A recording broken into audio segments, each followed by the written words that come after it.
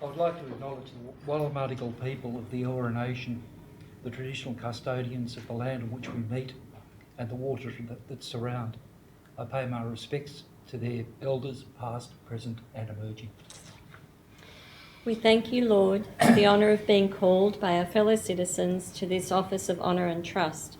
Give us grace, diligently and honourably, free from private interest or prejudice, to discharge the duties entrusted to us, to the common good and as in your sight, through Jesus Christ our Lord. Amen. Thank you. Please take your seats. Obviously, we have an apology tonight from the Mayor.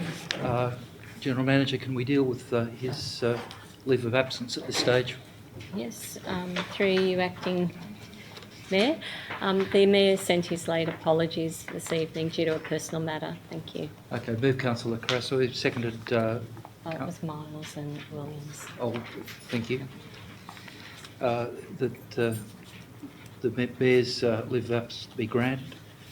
Are there any declarations of interest? I have a non-significant, non-pecuniary interest in item number 4.16, given that I know one of the applicants. Good. Okay, first item on the agenda is minutes of the ordinary meeting held on the 9th of December.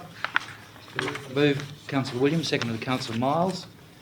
Are there any corrections to those minutes? Yes, Mr. Acting. On page 6, item 267/19, the mover of that motion was actually Councillor Collins, not myself. Good. I think we've got that noted.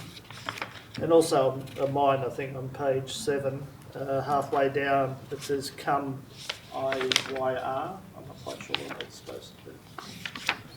Can we ask what that's supposed to be incorrect? Anyway, just if that could be corrected.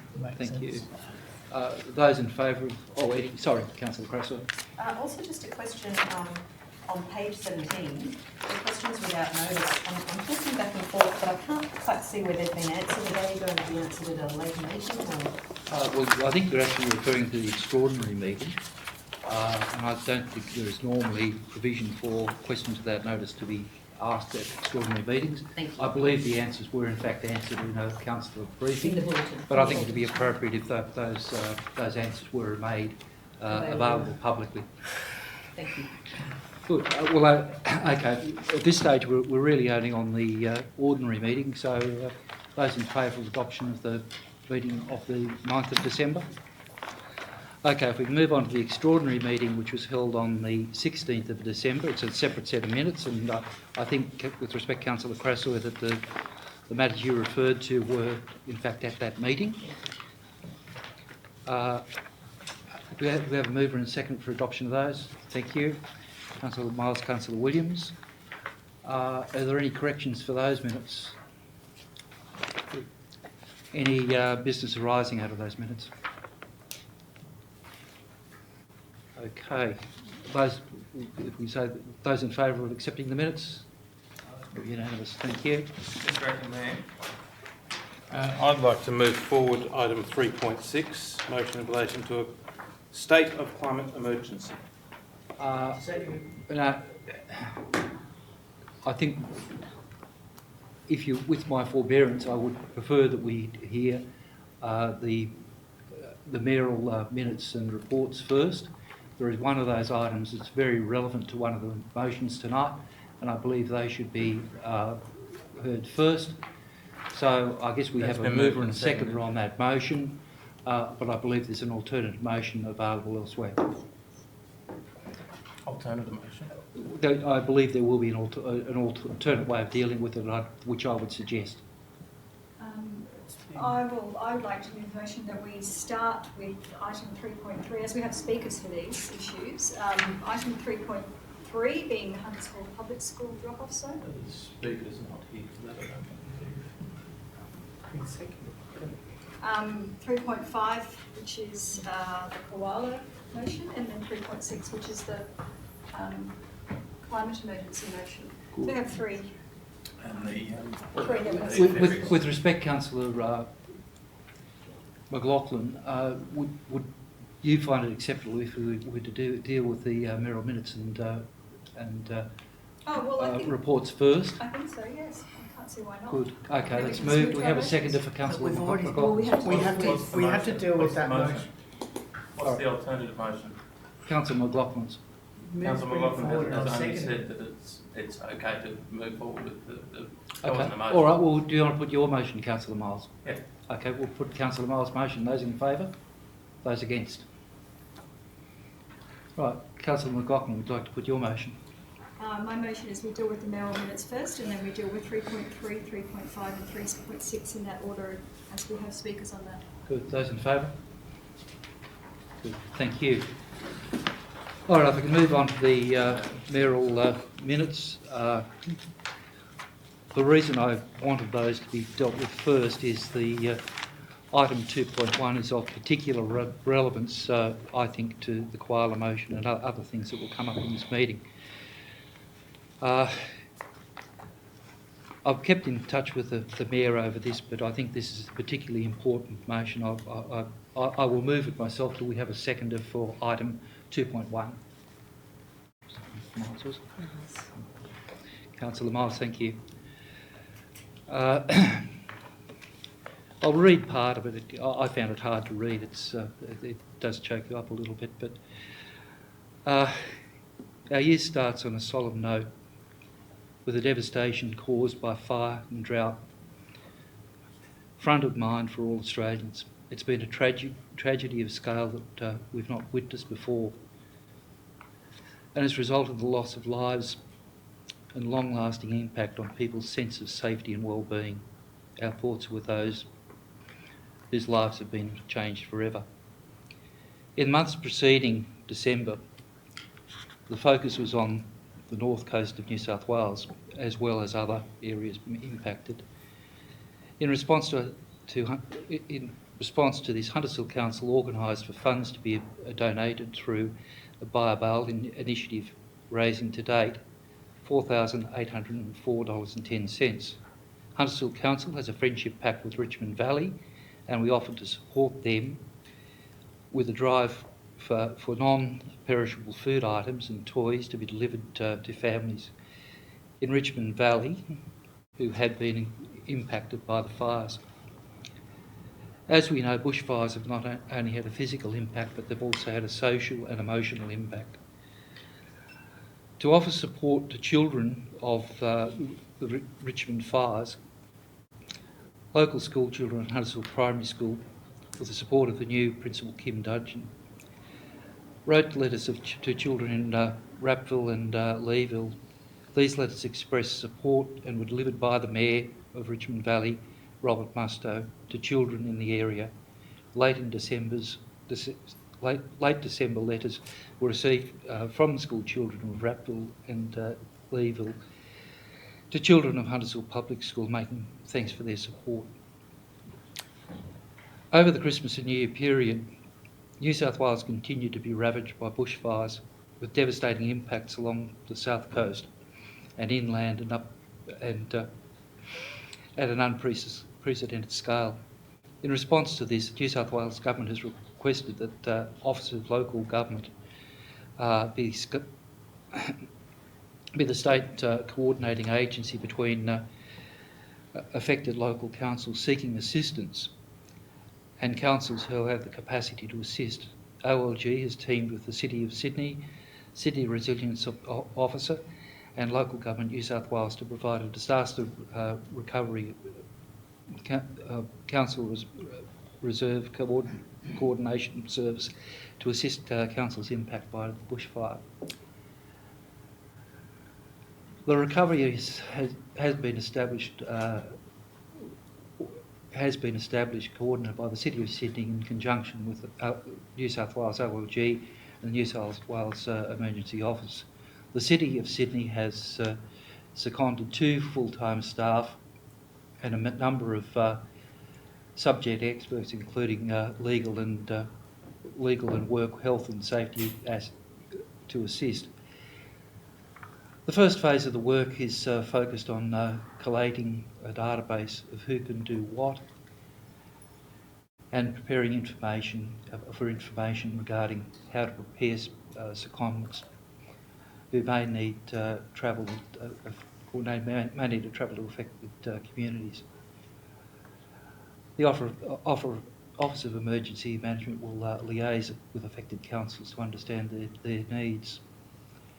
There have been Metropolitan Mayor's meetings, which I know Councillor Bennett has attended, and these meetings, the scale and extent of the recovery effort has become apparent.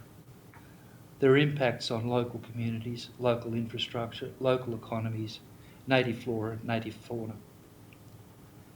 A number of bushfire affected communities, including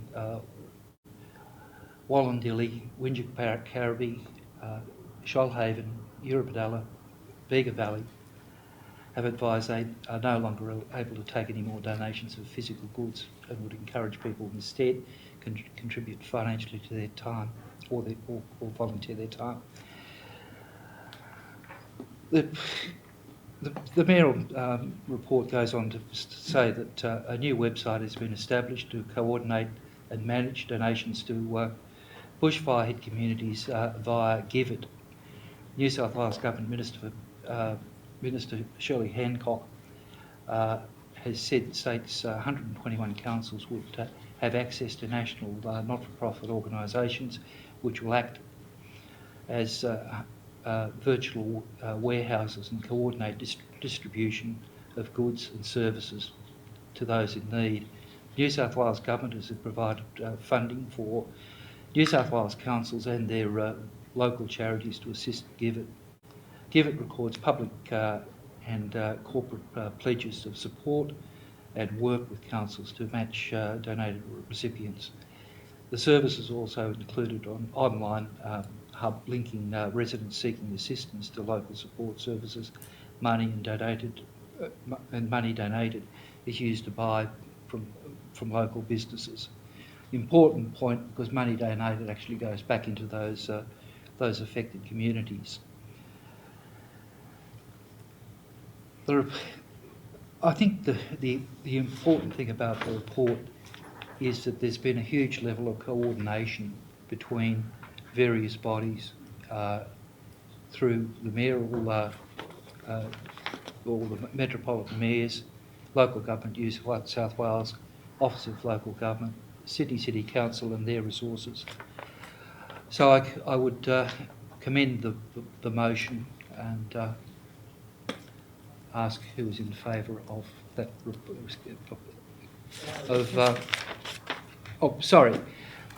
I would ask other councillors if they would like to speak to the motion before it's put. Councillor Williams. Yes, Mr. Acting Mayor. I'd like to congratulate Council, and particularly the Mayor and General Manager, for being very proactive on this issue.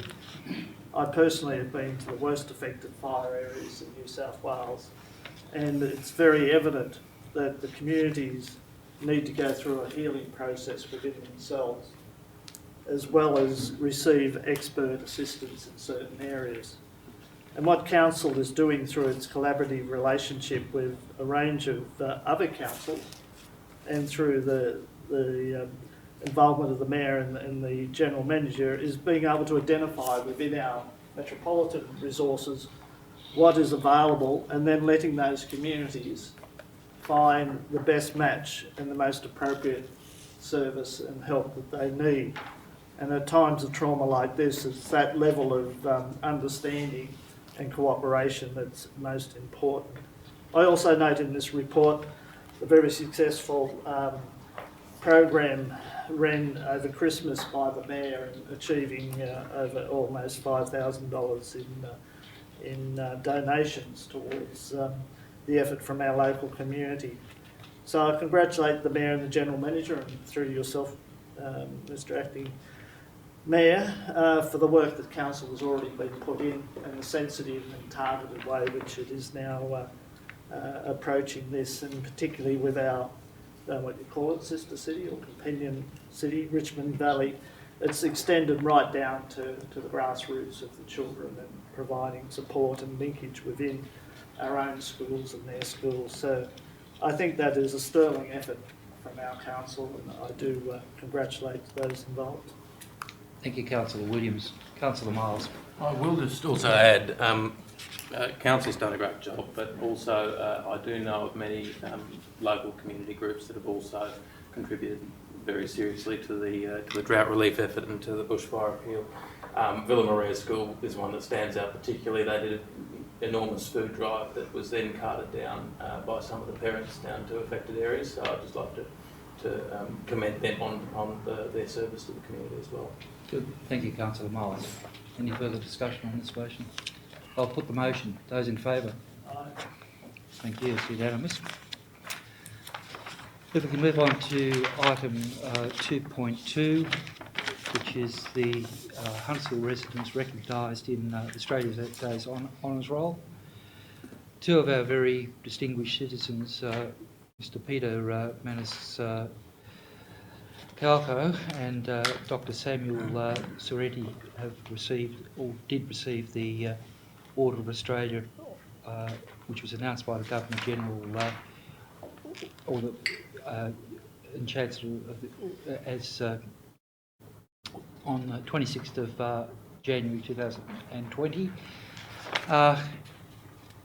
Mr Peter Viscanto has been an outstanding member of the Italian community. Apart from Italian organisations that he's worked with, he's been very active in Rotary, been in various New South Wales state committees, and the list goes on. Dr Samuel Sorretti is an orthopaedic surgeon. He a fellow of the Orthopaedic Association, very active in Marconi Soccer Club, North Sydney Rugby League Club, and Italian Rugby League, and there are various other distinctions. The other one there is not a resident, but the former General Manager, Mr Barry Smith, and I think people may wish to speak about any of those members later. The other one who was awarded in the list was Miss Catherine Inglis, who was for her outstanding service in building and construction industry. The paper lists a number of her achievements. One that I have some sympathy with is Standards Association. That's a body I put a lot of time into, and that can be deeply time-consuming, particularly in her case where she's been the chairman of committees. An excellent effort. I regret that apart from Barry Smith, I don't know others, but I would say of Barry that having worked with him as both a community member and also as more lately or briefly as a general manager, there's one thing that Barry had. He understood this community incredibly well, and I think it was unfortunate, I believe, that Mr Philip Jenkin and our Emeritus Mayor Richard Quinn had hoped to be here tonight. Unfortunately, Mr Jenkin is currently in Queensland and is not able to attend. I'd ask other councillors if they would like to speak about any of the recipients of those awards. Thank you, Councillor Miles. Obviously, for everyone around this table, we all know Barry and his 22 years of continuous service to Hunters Hill. Obviously, he spent more than 40 years, as I understand it, in the local government industry. As well deserved. I would mention also that Catherine Inglis was president of the Ravens Soccer Club, and that was not mentioned in the report, but that's something worthy of note that Catherine was involved in locally. Good. Thank you, Councillor Miles. If anyone else wishes to speak on this motion? I apologise, I neglected to get a seconder for the motion. Would anyone like to second the motion? Thank you, Councillor Miles. Those in favour? Thank you, unanimous again. Okay, the 3.3 is a rather procedural matter. I don't see there's any... oh, sorry, no, it's not. 2.3 is a rather procedural matter to do with the cancellation of the last meeting. I'd move that the report be received and noted. Seconded Councillor Williams. Those in favour of the motion? Unanimous again. Thank you. All right, now we reach the point in the meeting where we go to the revised order, so that the first item that we'll be dealing with is item 3.3. I believe we have a speaker, Miss Joanna Sader. Good evening. You have 3 minutes. Sure, I'll be pretty fast. As a parent and representative of the Hunters Hill Public School and PNC, I'd like to state our concern, a desire for action around the current state of road safety. This concern is widely shared amongst many in the community. There have been multiple near misses, many that I have actually witnessed myself, involving school-aged pedestrians, the crossing lady, and numerous motor vehicles during peak drop-off time and pick-up times. We formally request a timely, independent review of the current road traffic and safety conditions, and we look forward to hearing what those recommendations are. Thank you. Thank you, Mr. Sader. Thank you. Questions? Any questions of our speaker tonight? Not at this stage. No, I meant from the councillors. Okay. Sorry, yes. Through you, Mr. Mayor. I was just wondering, from your observations, obviously being a person there a lot, are there any particular aspects that you think that council should highlight in any investigation? So there are particular aspects that you'd like to improve? I think it's probably a bit multifactorial. I think you've got cars that are doing far more than 40 during school pick-up and drop-off times. The flow of traffic, a lack of safety things such as speed humps. I think it requires a full comprehensive overview rather than just sort of suggestions of just tactical things. That's my view.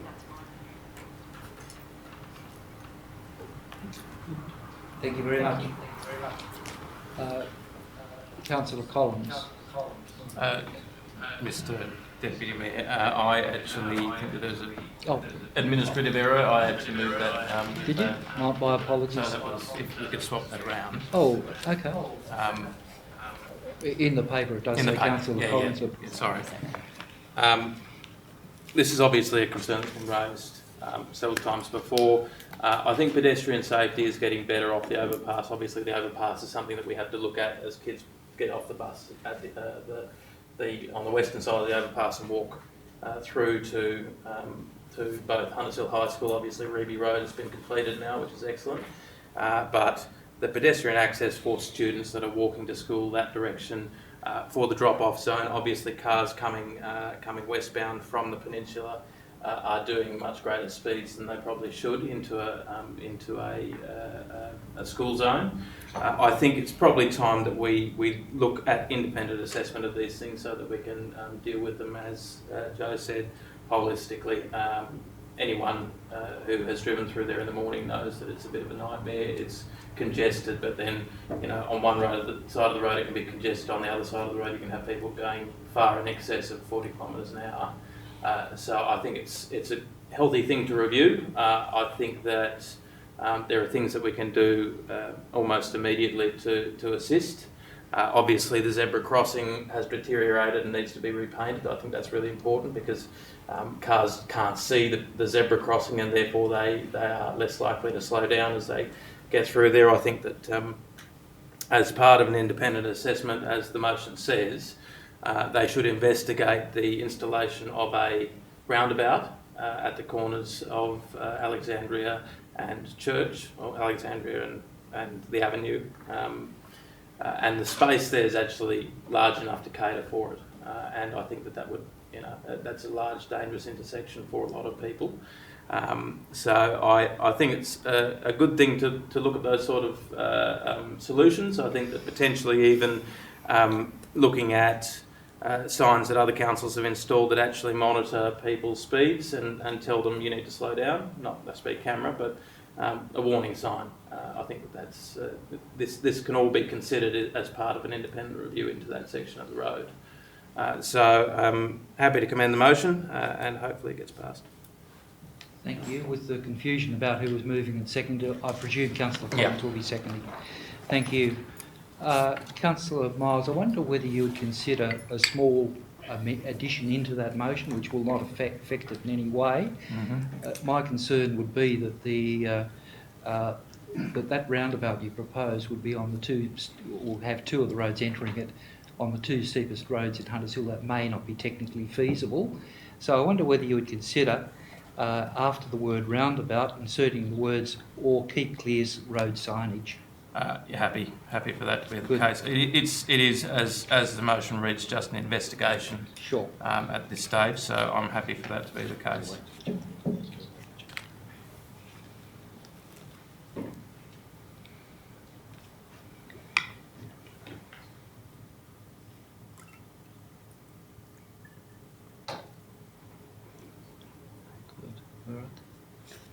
Right.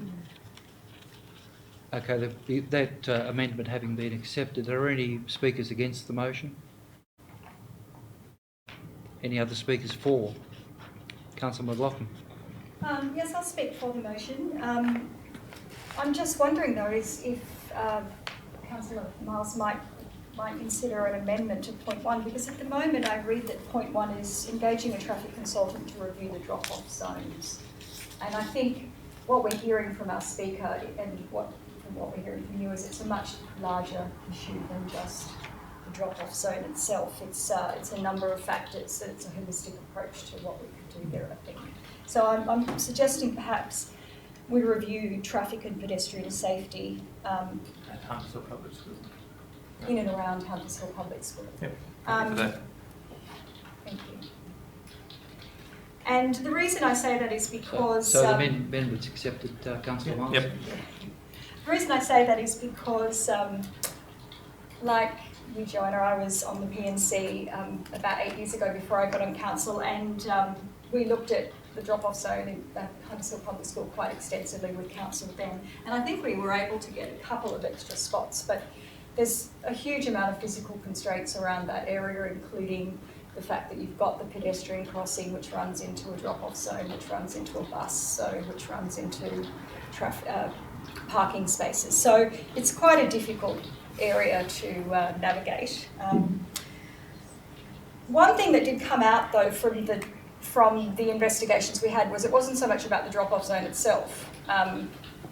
You know, user behaviour sometimes has an impact on drop-off zones. But it was just the amount of traffic being pushed into that area. And you had it come in from Mara Sisters in cars and buses. You've got to have a pedestrian crossing. That stops traffic. It starts traffic. It stops traffic. It starts traffic. So there was obviously a bigger, and you've also got the Hunters Hill High School feeding into the top of Mount Street as well. So you've got a whole lot of issues in that area.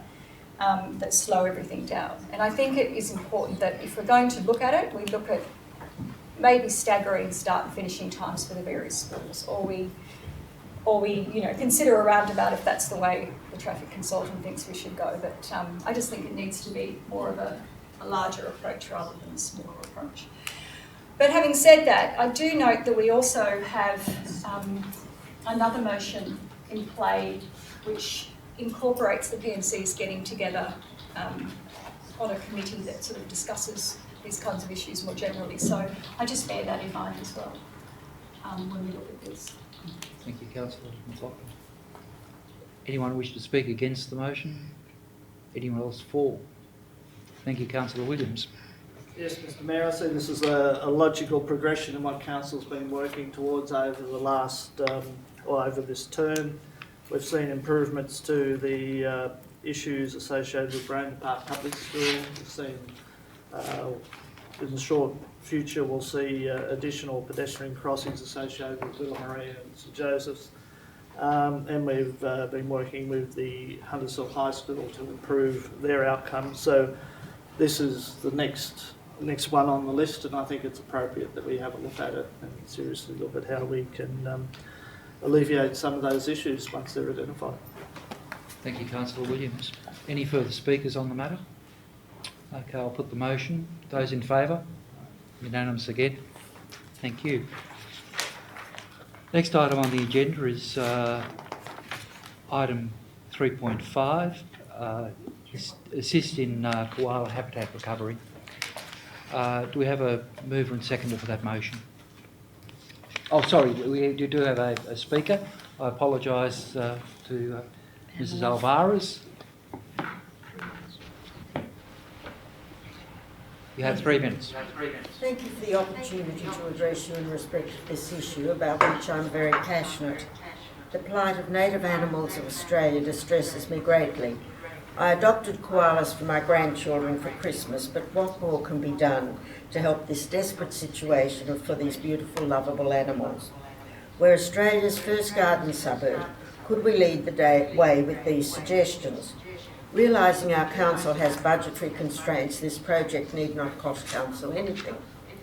The media has stated much about the destruction of koala habitats and food sources by fires and excessive logging.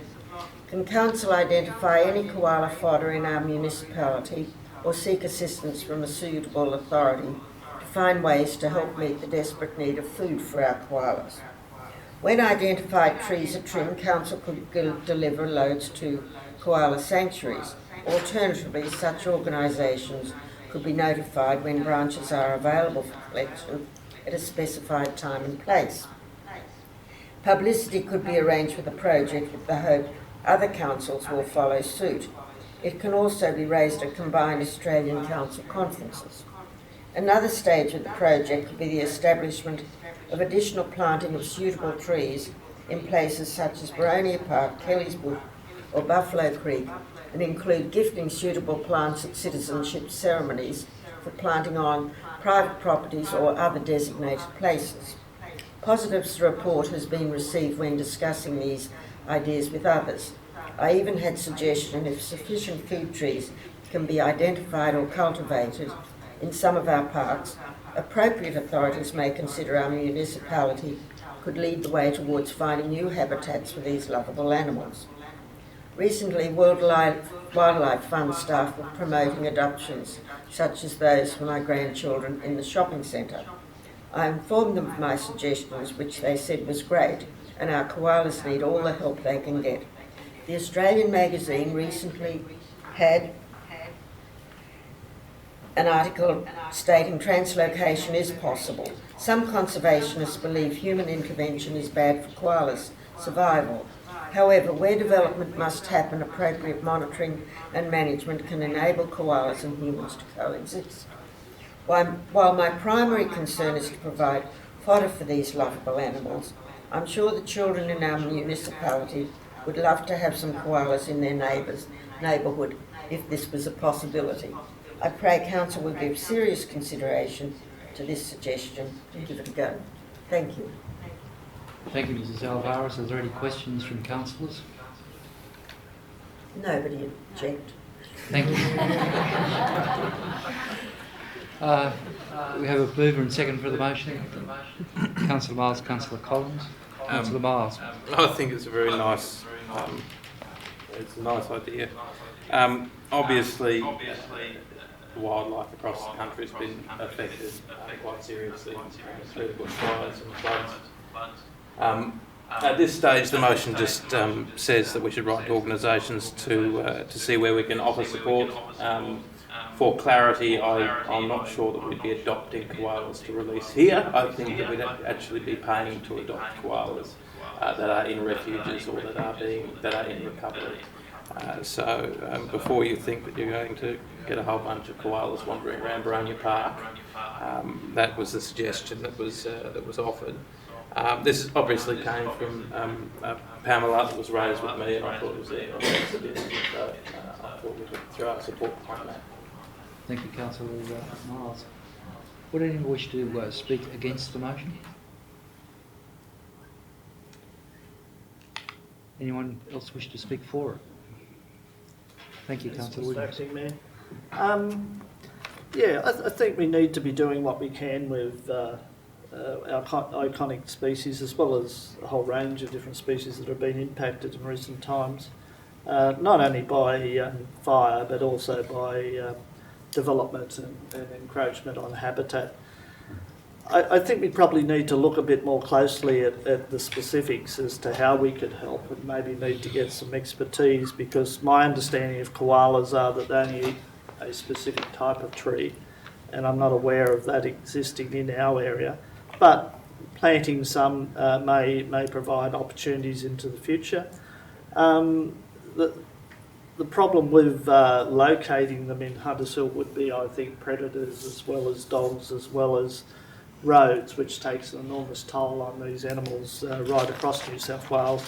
And I pass through a koala habitat corridor out at near Appin regularly, and there's signs up everywhere alerting people to the fact that these koalas, and they have a sign there saying how many have been killed by cars in the last 3 months or something, and it's quite staggering as to the toll that motor vehicles take on these communities. So I think we probably need a little bit more expertise as to how we can contribute.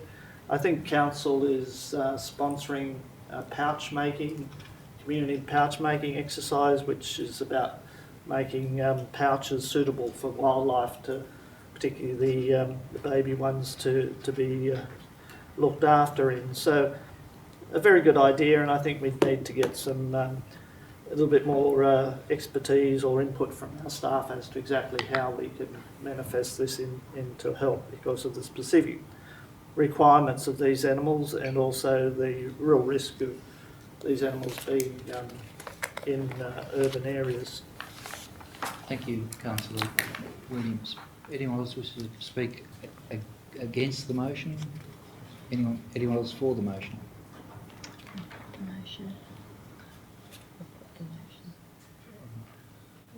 Okay, can we put the motion then? Those in favour? Thank you. Carried unanimously again. Okay, next item on the agenda is item 3.6 regarding the state of climate emergency. We do have quite a number of speakers on that. So could I first ask Miss Amelia Huxley to speak on this issue? Welcome, Amelia. Thank you. There's no doubt that we're in some serious trouble. Our Earth is diminishing in front of our eyes, and so far, all we have done is sit back and watch. Small actions have big consequences, and all these small actions now have the ability to change this. It's time to come together, as I believe in climate change and the role of science in this mass extinction and environmental catastrophe. I don't claim to know everything, and I would like to, if it helps me have a better understanding of how we can fix this. Good evening, councillors, acting mayor and audience. I'm Amelia Huxley and I'm 13 years old and I attend St Andrew's Cathedral School in the city. I like to get involved in politics because I believe now we need to invest in our future, and I believe we are the future, this generation, and I want to build the foundation for a brighter future on that. In the moments that matter, we focus on the political argument because we have to finally face this crisis.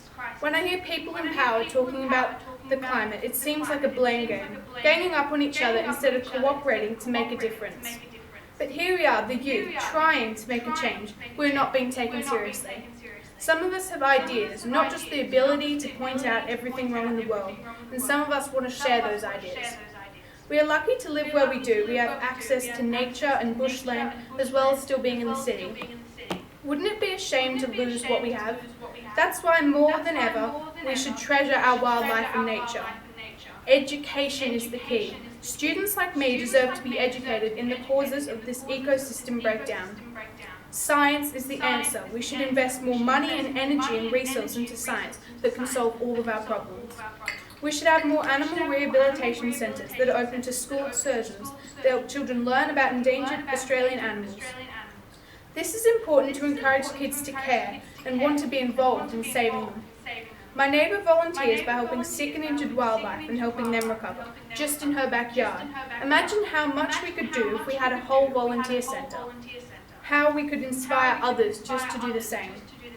We could have clean-up groups that clean up litter around public waterways and bushlands. This is a great community service that improves the quality of our water and land, and in general, just a great way to help out. My family attends our local bush cake group. It is such a good thing to do for the community. Imagine if more of our community were involved in things like that. We should be encouraged and educated on how we can cut down on our carbon footprint, catch the bus to work, ride to school, sustainably sourcing food which is supporting local farming, thorough recycling and waste management, not just our rubbish, but things that can have a second life, like a community centre for used furniture, appliances and clothes. This may help us to save money and resources and stop illegal dumping. I think we could lead the way and become the most sustainable suburb in Sydney. We can do that, I'm sure of it. I believe there are three groups when it comes to climate change. I see people trying to make changes just as I am, but we need help to be seen and have our ideas heard. And then there are those who just choose to ignore it because it's too hard to comprehend the amount of trouble we're in, and just how hard we'll have to work to stay out of it. Not to mention how much money it'll cost to bring the changes we need. This massive surge of anxiety and depression in the youth is alarming. Children are angry and sad and scared for what our future looks like. I think there is one last group, and that is the group I believe I fall in. This group wants to be involved and make a change, who understands that everyone's small actions can save the world. Getting rid of plastic bottles, bags and straws, using sustainable coffee cups or even glass ones. There are so many possibilities for ways we can change the world. But I'm afraid that by the time I'm old enough to be seen, to be heard, to be the change I wish to see, it'll be too late.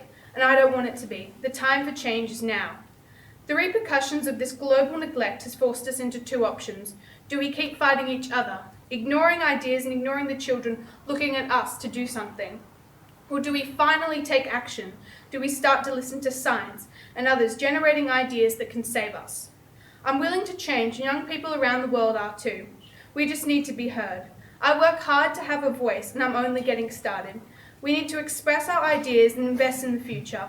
I haven't given up yet, and I know you haven't either. I don't want this to be the end. I want to have a life. I want to have a voice, and I want to have a life in the future, a better future, and it all starts now.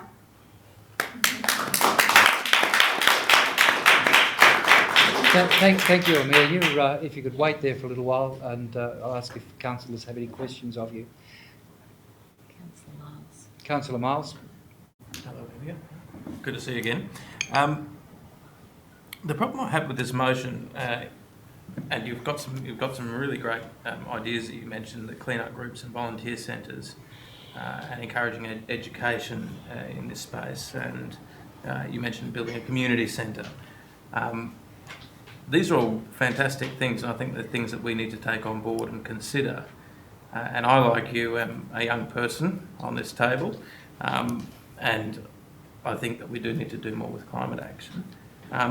Do you think that just sort of making a statement is going to give effect to what we need to do, or do you think that your suggestions of actually doing some actual practical building of volunteers, and I mean that stuff really fills me with encouragement. Mm-hmm. I mean, what do you think about actually doing practical things rather than sort of... I agree, because you can speak all you want, but like nothing's going to happen if you're just talking. You need to take action and do something about it. I've watched our rainbow lorikeet population in our backyard diminish like so much. Like there's only like 1 or 2 now, and I really want that back, and I'm willing to put in the work to save the planet.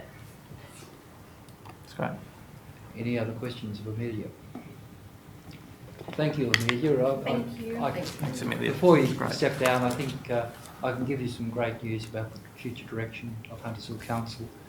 We had a workshop over the weekend, and many of the things that you're discussing will be coming to the train very soon. So thank you for your great presentation and your great ideas. Thank you for letting me speak. Thank you. We have another 3 speakers on the matter. Next speaker is Ms. Louise Shepherd.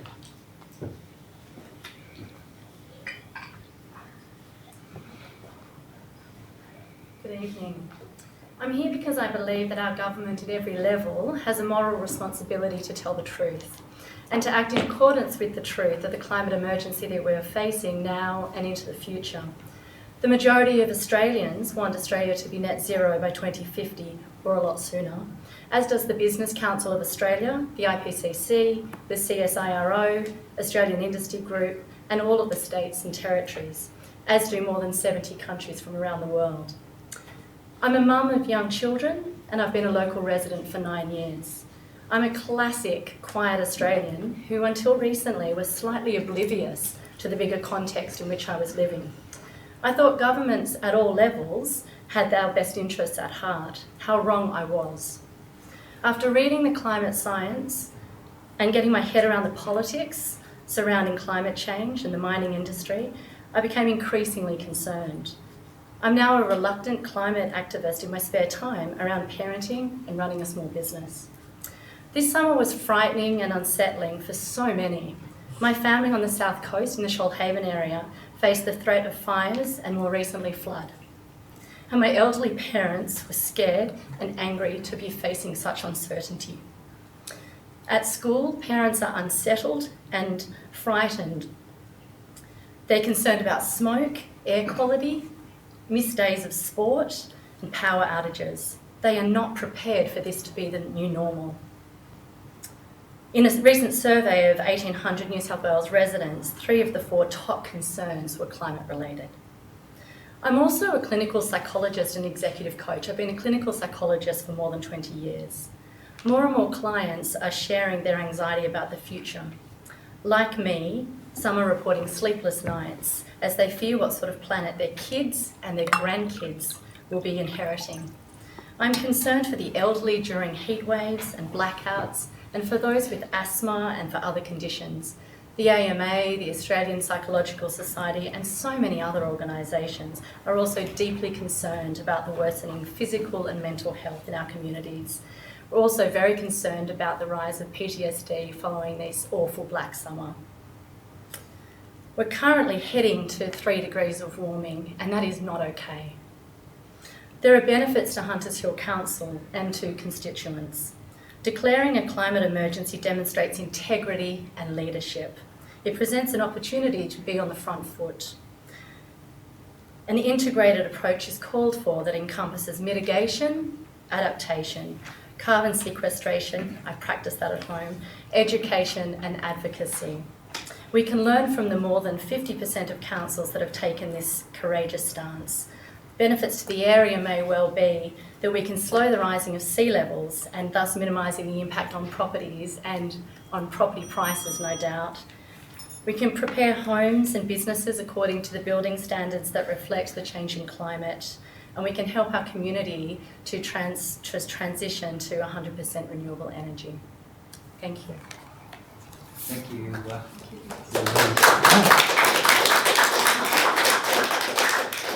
If you don't mind, could you wait for a little while, and I'm sure there'll be some questions from councillors. Councillor Crasoy. Thank you. Thank you for joining us tonight. Can you tell me, as a clinical psychologist, what do you think, because you just said yourself that a declaration does show leadership and intention, as a clinical psychologist, what impact do you think words like that have on a community who are reeling after a summer like we've had? I think they see that their leaders are telling the truth. They see that people are talking about it, that they are acknowledging what's happening. At the moment, it feels like it's a dirty topic that you can't even talk. I was at birthday parties on the weekend and you can barely even mention these things because it's too uncomfortable for people. If it's uncomfortable to talk about what it's like to be in a climate emergency, what's it going to be like as things get worse? My children are 6 and 8 and I have a 15-year-old stepdaughter. I shudder to think, if we don't make changes, what their lives are going to be like as they get older. I don't know if that answers your question exactly.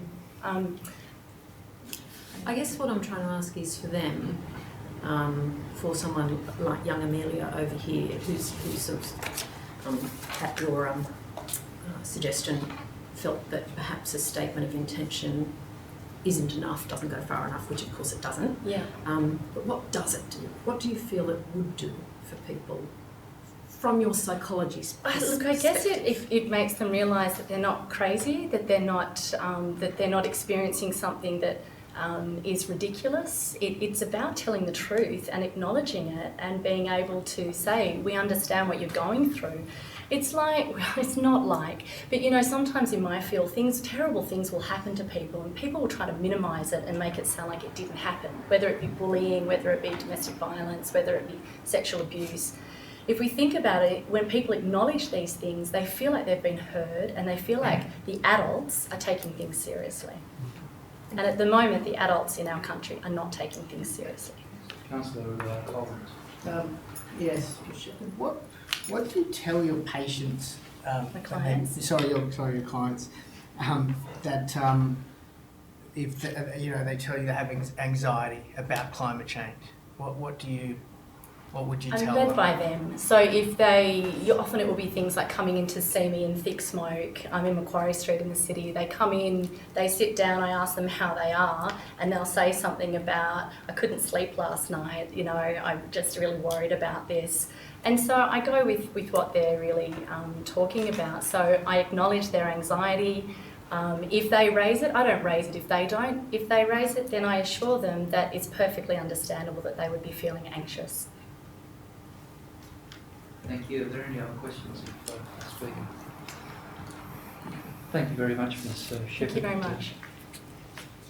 Our next speaker is Ms. Carolyn McDade.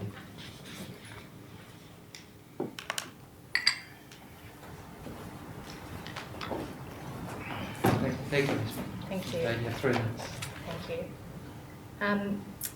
So my husband and I moved to this country 16 years ago and came to live in this area as a wonderful place to raise our children, to be close to nature, to be part of a community, and to allow our kids to thrive.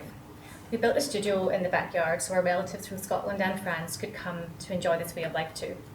This year, my parents are here for a record 5 months. They spent most of the first 2 months indoors or wearing air pollution masks. We had more than 80 days of poor or hazardous air quality in Sydney, more than 4 times the norm. 80 days when it was not safe for children or seniors to breathe our air outside. Every morning my kids asked if it was safe to go outside to play. This summer, 17 million hectares of land has been incinerated, the equivalent of Belgium, Switzerland, the Netherlands, Denmark and Slovenia combined. Our own city faced its first ever catastrophic fire danger rating. The fire chiefs and CSIRO scientists are unanimous. Those fires are bigger and burn longer due to climate change. Scientists have also been telling us for decades that extreme weather events will be more frequent. We have seen that literally in our own backyard. 2 weeks ago, our area saw extraordinary flooding. My parents visiting helped me pack sandbags and use buckets to keep the floods away. And then last week, another extreme weather event, a storm that brought 70,000 lightning bolts to the city, gale force winds, and resulted in an enormous tree crashing into our home, landing a foot from my parents' head. Climate change is here. This year's fire and extreme weather is a result of only a 1 degree temperature increase. We have set a path for our children that only urgent action can minimise. At today's trajectories, we're on a track for 3 to 4 degrees by the time our children reach old age. While 4 degrees may not sound much, the last time our planet was that hot was 15 million years ago, and the oceans were 40 metres higher than today. At this temperature, much of our planet will be uninhabitable. While for many years these droughts, floods and bushfires have felt distant, experienced far from the leafy shores we have the great privilege to live on, these days are gone. This is beyond the time for us to stand up in solidarity with the rest of our country, with the 80% of the population who rank this as their greatest concern. To stand up with our firefighters, our scientists, our actuaries, doctors, teachers, lawyers and almost 100 other Australian councils who have all declared a climate emergency and are now operating through a new prism. We need climate to become a #1 priority for our council too. We need a pathway to 100% renewable energy. We need our council to be vocal and a voice for change, to review all capital works through the lens of climate impact and adopt an approach to this emergency that encompasses emissions reduction, mitigation, adaptation, education and advocacy. As well as being a parent, daughter and concerned community member, I am a chartered accountant and I'm not ignorant that action comes at a cost. However, inaction comes at a much greater economic cost. Melbourne University has estimated the cost to the Australian economy of not meeting the Paris Agreement as over $1 trillion between now and 2050. Just last week, JP Morgan outlined the cost of inaction as catastrophic. I know many of you will say that the actions of one council are pointless. We are small, we cannot impact change. Is this what our veterans said when they were called up to fight in the previous great battles, to preserve our way of life? What difference can one individual make? One town? This is our time, this is our battle. This is possibly the most important decade in the history of human civilization. Let's hope that our children and grandchildren will look back with pride on our actions as we do today on our World War veterans. Thank you.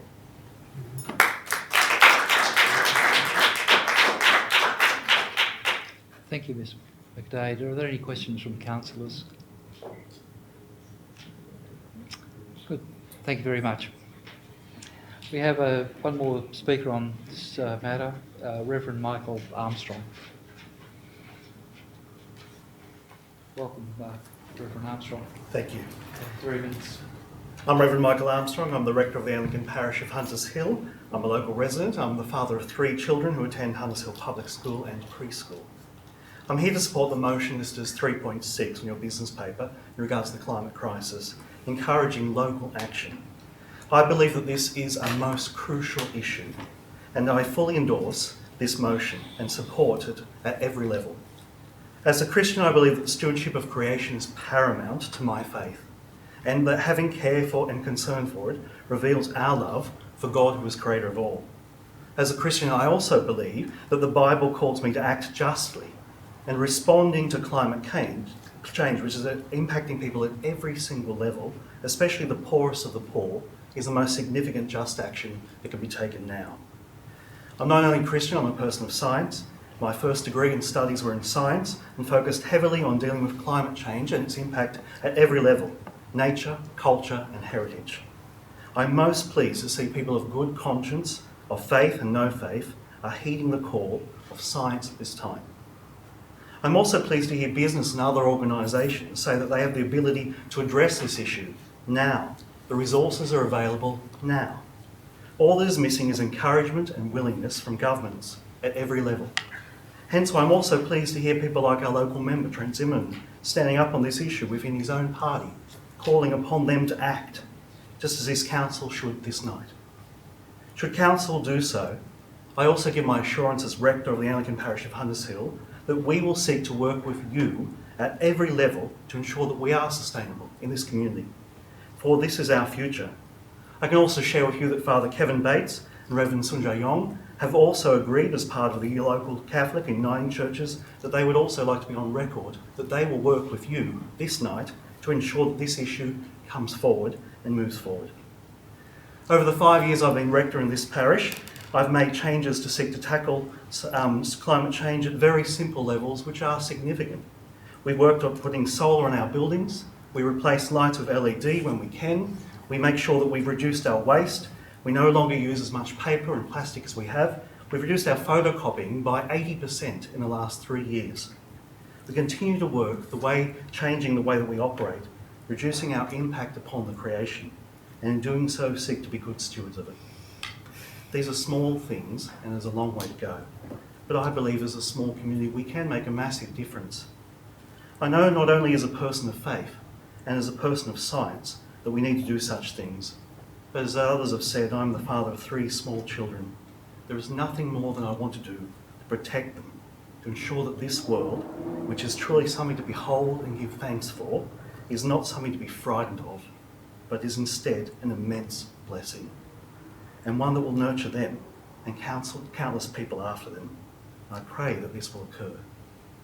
So I thank you for your time and your deliberations. As you know, my parish prays for you every single day, every one of you by name, and I truly do believe that this motion deserves your support for our children and our children's children. Thank you. Thank you, Reverend.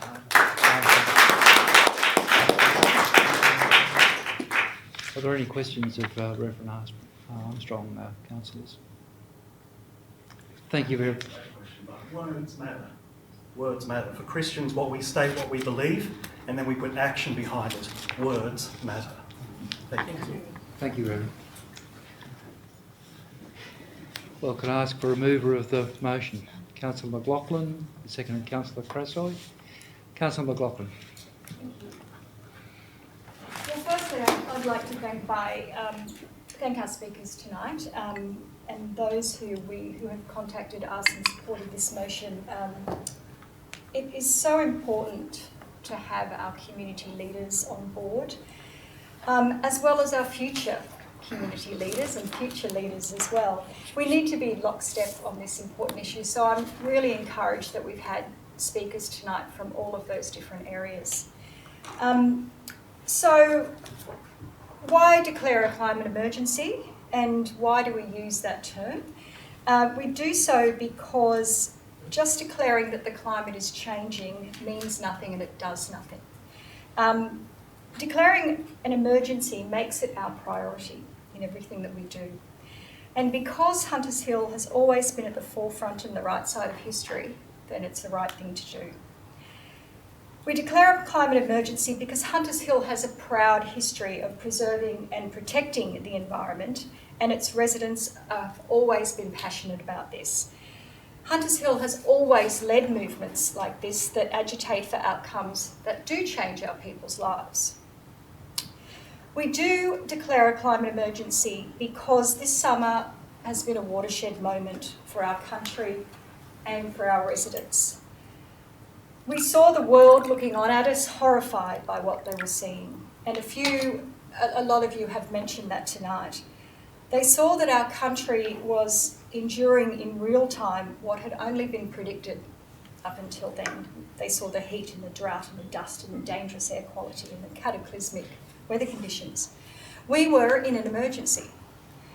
And the one thing that clearly came out after that was that something was happening that was not traditional. That it was impacting not just our rural areas, but now it was impacting our cities and our towns.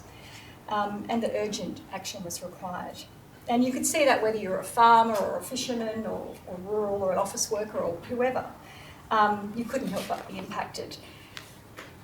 And for many of this was the first time we had been physically impacted by the air quality and the dust storms. It was coming into our cities, as I said. And this really has galvanised us. I think it's galvanised Australia over this period.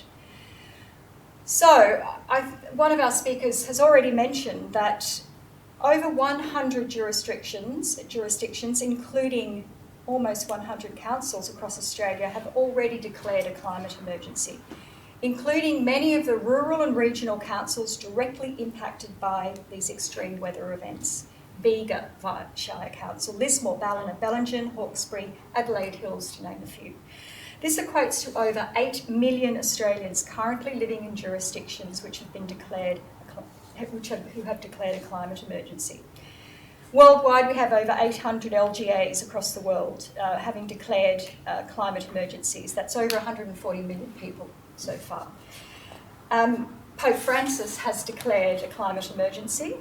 Our large OECD countries have done this, major parliaments, including the UK, Canada, France and Spain, and many other federal parliaments throughout the world, the EU, South Australian Upper House, Sydney, Melbourne and Adelaide City Councils. We are sitting here tonight surrounded by councils that have backed this call for a response. These include Ryde, Mossman, Wallara, Canada Bay, Willoughby, North Sydney and the Inner West. Several have been adopted unanimously, regardless of their politics. In December alone, 8 Australian councils declared climate emergencies. This is not a difficult decision if you just take the politics out of it and make it about your community. Indeed, this debate tonight is whether, and I'm absolutely sure it won't be about whether climate change exists or what causes it, or indeed what alternative energy sources should look like right now. It's about words. It's about standing up as a community and saying we want our leaders to take a positive action now, to develop that higher level roadmap that makes the changes that are necessary and are going to flow down to us. And we can start by showing our own community that that's what we want to happen. As a collective of communities, we send a strong and unequivocal message that communities want action from our leaders. And indeed, the most recent bushfires showed how imperative it is that all levels of government work together on this to provide the support, the logistics and the long-term planning. It showed that no one agency or level of government can do that on their own. And this is the same for this debate. No one level of government can do it on its own, big or small. And it's long past the issue about whether or not these things should come into the local government domain. The world has moved on and indeed, as a council, we are 100 councils behind in doing this. So it's moved on. We saw that the people on the ground over summer were all locals, all the volunteers, all the residents, the RFS, the SES, the CWA, the community clubs, the mayors, were all drawn from local communities. We need to state clearly that we stand with these communities to ensure that what they have suffered, the devastation they have suffered, when they rebuild in a sustainable fashion that they will be able to live in for generations. And at a very local level, we have an obligation as leaders in our community to think strategically, to set long-term goals around sustainability. Now, sustainability is embedded into our CSP and our other strategic plans. But what this motion does is it ensures that this continues to be our main focus and our main priority when we are making those plans. And I notice Amelia had some fantastic ideas about how we might live more sustainably. And we've deliberately kept this motion broad so that we give the GM and our council and operations the ability to make decisions about how we move forward with things like the initiatives that you've discussed. So we haven't put those things individually into this motion, we've kept it broad. The idea is that whatever we do in the future, we need to think about every single facet of our business in how we can do it more sustainably and more environmentally. So, yes, I'm almost finished, sorry. I'm very passionate about this. Hunters Hill has always been strong because we're small, and we have always been the little council that could on so many issues, as I mentioned at the top. We've talked a lot about how we are perfectly placed to be an incubator for innovation, and on sustainability, we can absolutely achieve those things.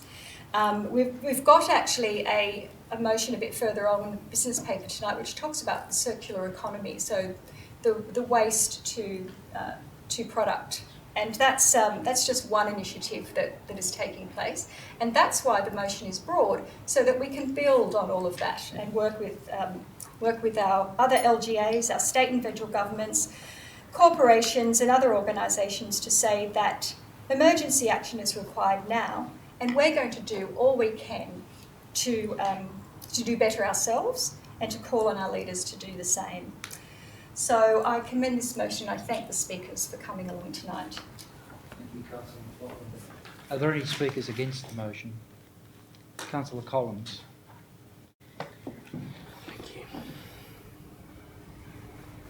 Well, first of all, I just want to say that I share the views of those that see climate change of a fundamental importance, of critical importance, and as Ms McDade said, probably the biggest issue of this decade about what we actually do.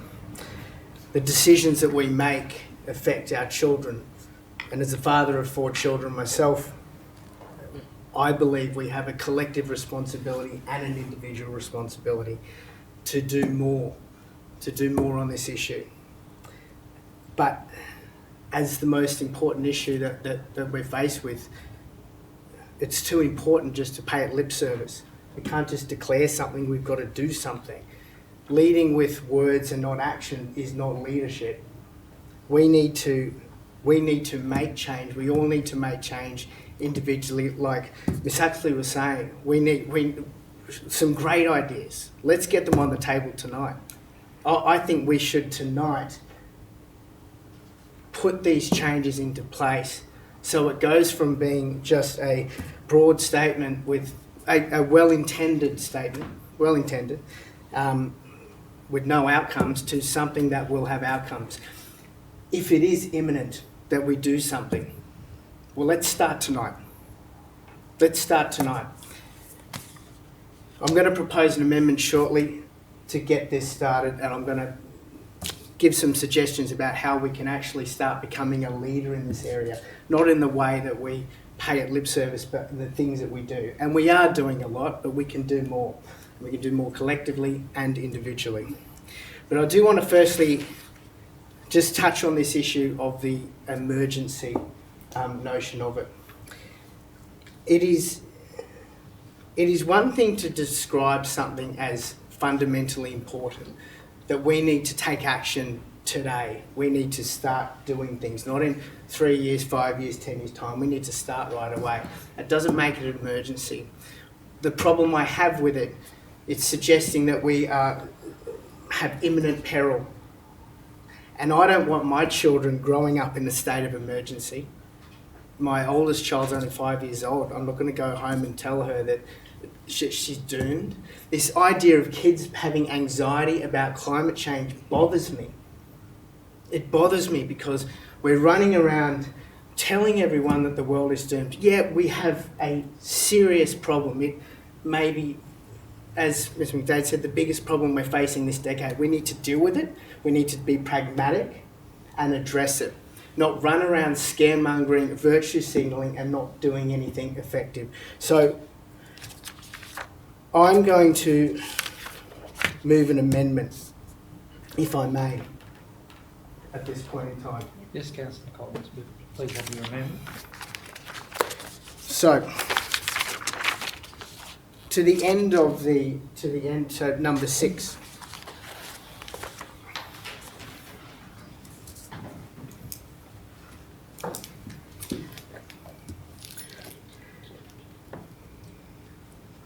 That council, number 1, investigate installing solar panels on all council buildings to create a sustainable power system. Number 2, waive DA fees for all solar installation development applications. Number 3, commit to priority assessment of DAs for houses with majority materials being recycled and a zero net emission energy system, and waive the DA fees. Is that too fast? Sorry. Priority assessment of DAs for houses with majority material being recycled and a zero net emission energy system.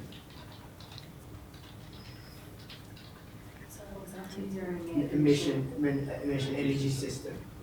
Councillor, Yes. could I maybe suggest if you give that to Sure. Like a fuss. That's There you go. Oh, okay, if I can stand here. no, thank you.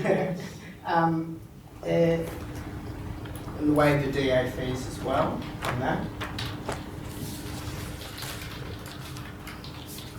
Hold all council meetings in the daytime. It's going to take behavioural change that we're all going to have to manage. So we don't use electricity in the evening. Cancel all interstate travel by staff and councillors. And I would also like to investigate a kitchen caddy service like they have in Byron Bay, where you can put your food waste in the kitchen and then it goes into your green bins. So Just the words at You've this got the stage, words, Councillor Collins, not the argument.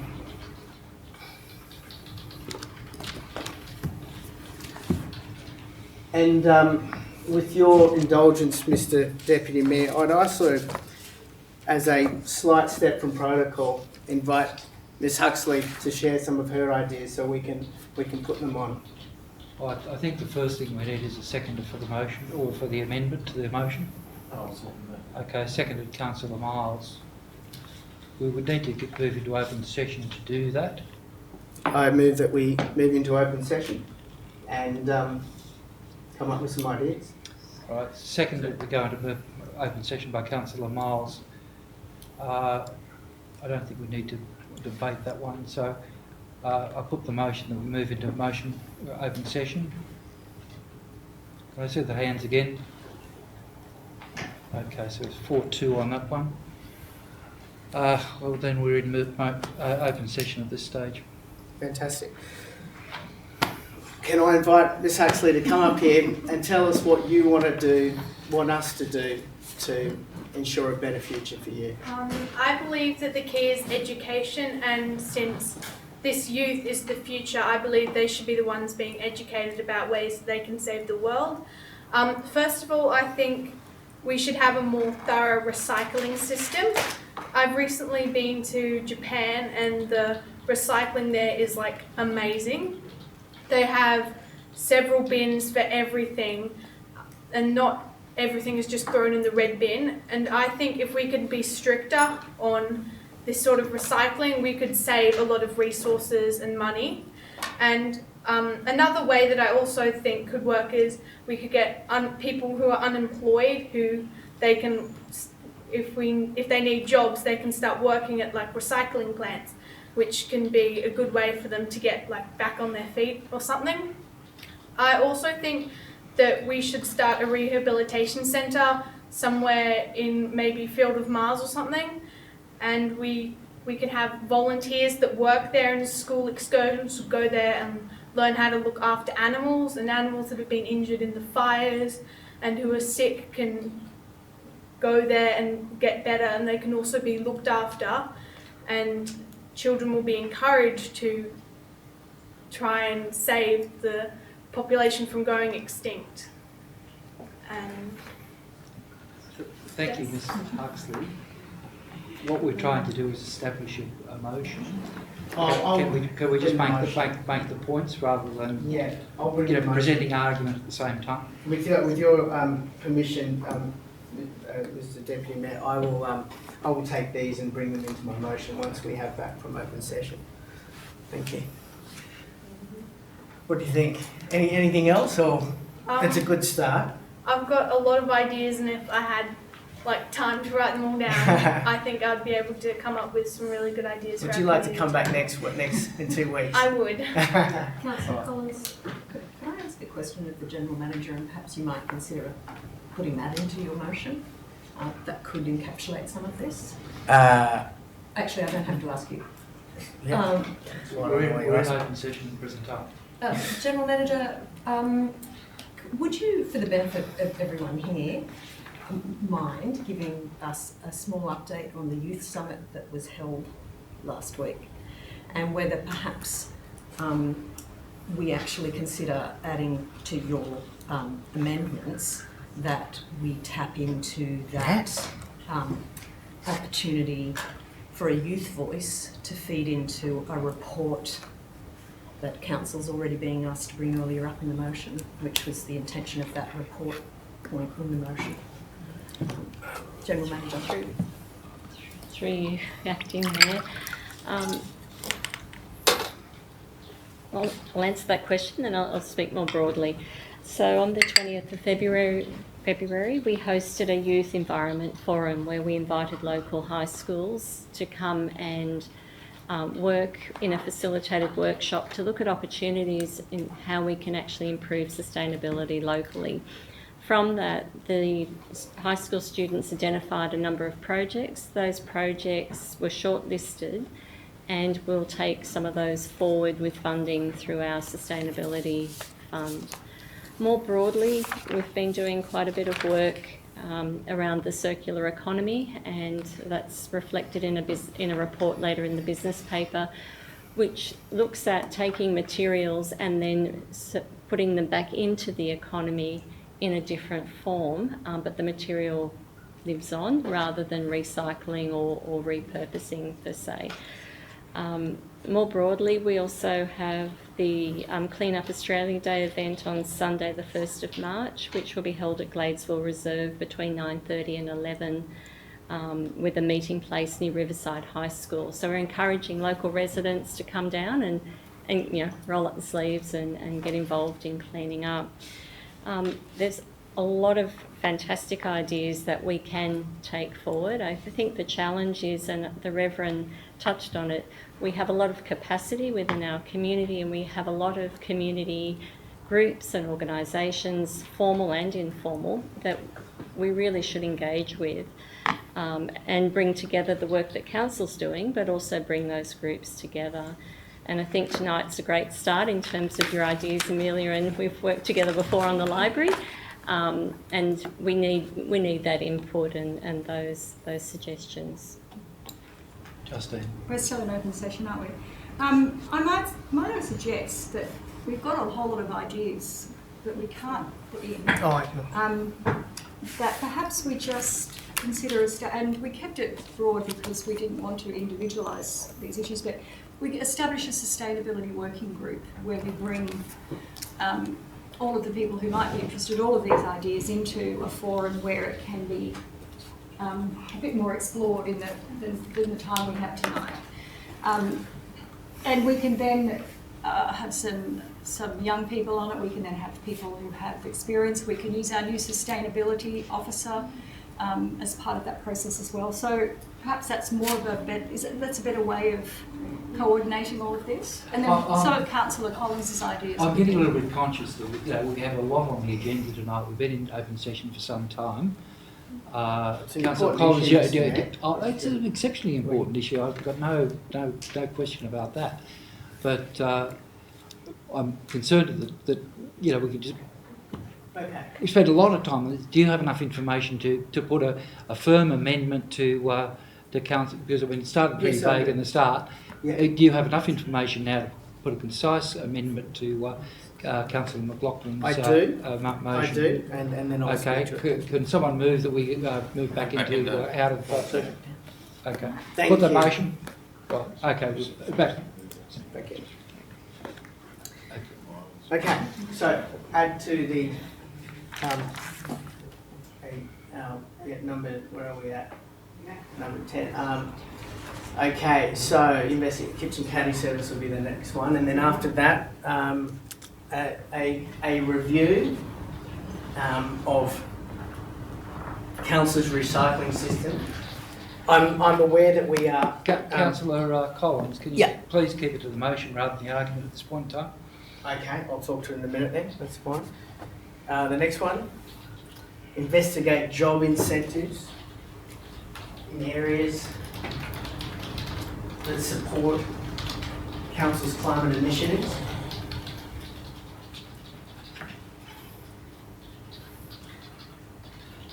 And investigate support council's climate initiatives.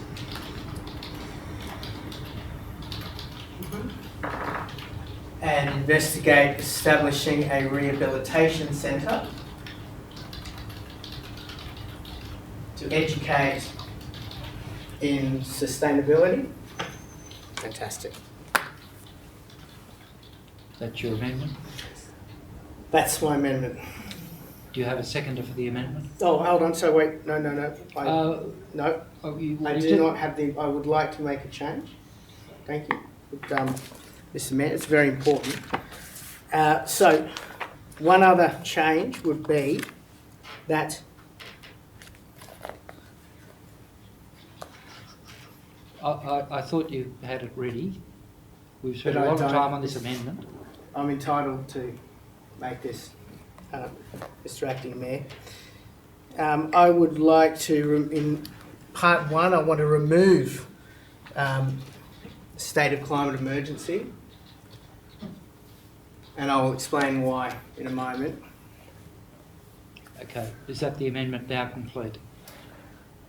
I mean, you want to get the wording whilst I speak to it. Just basically remove the declaration of a state of emergency. I'm not really too concerned how it's done.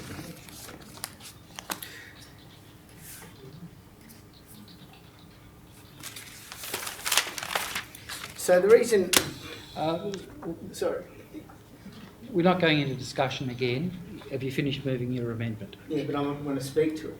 We need a seconder, I presume, Councillor. I have a seconder, but also I'd like to add another point to the motion, if I may, if it's okay with the mover, that we make a further point that Hunters Hill commit to net zero emissions by 2050.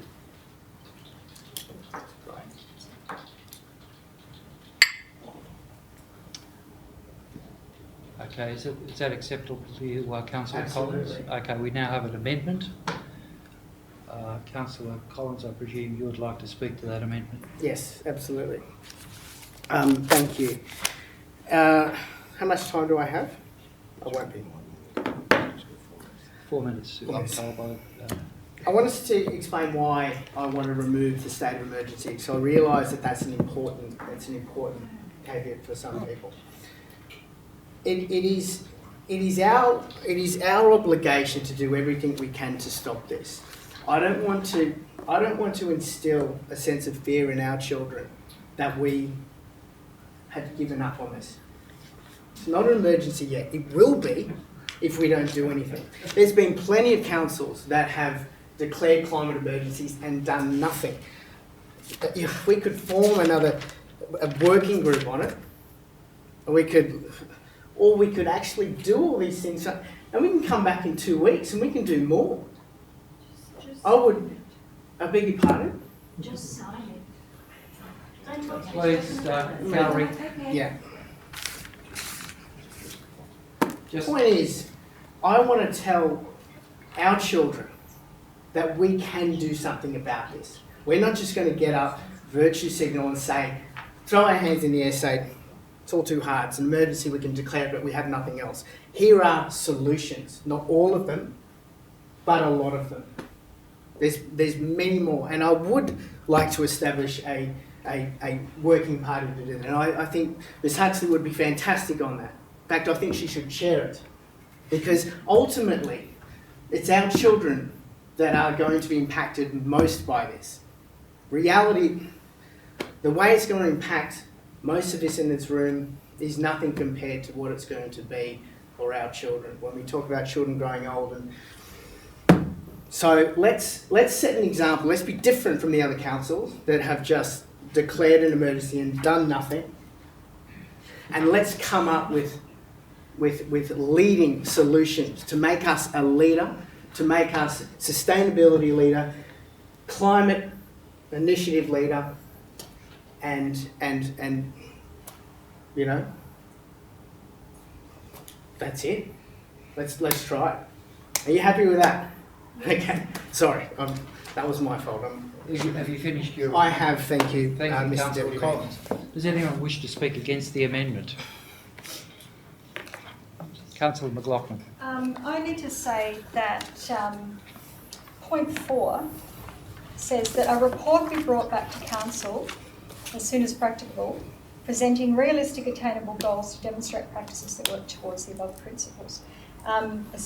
So I think a lot of this might be covered in that report that's coming back, and also I think it's not realistic to be discussing individual actions that we may or may not take tonight. I think the point of the motion was to keep it broad so that we do have we've got a sustainability officer coming on board, people who are far more expert in us.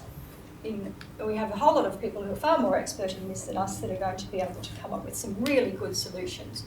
And so I can't accept a number of different amendments on particular individual issues when really we can get that from our general manager who understands how the business is going to work and how this is going to move forward. Thank you, Councillor McLaughlin. Does anyone wish to speak for the amendment? Councillor Miles. I'll speak for the amendment, Mr Deputy Mayor. Words. I think people are sick of politicians talking about climate change. I think that they are really people have had it, and I think posturing and pontificating about climate emergency or actually doing something about it, something realistic, something that will actually reduce carbon emissions, something that actually has an effect. Realistically, we're not changing the world from this chamber. This is Hunters Hill Council. But we can change our community from this chamber, and we can change the way that we do business as a council.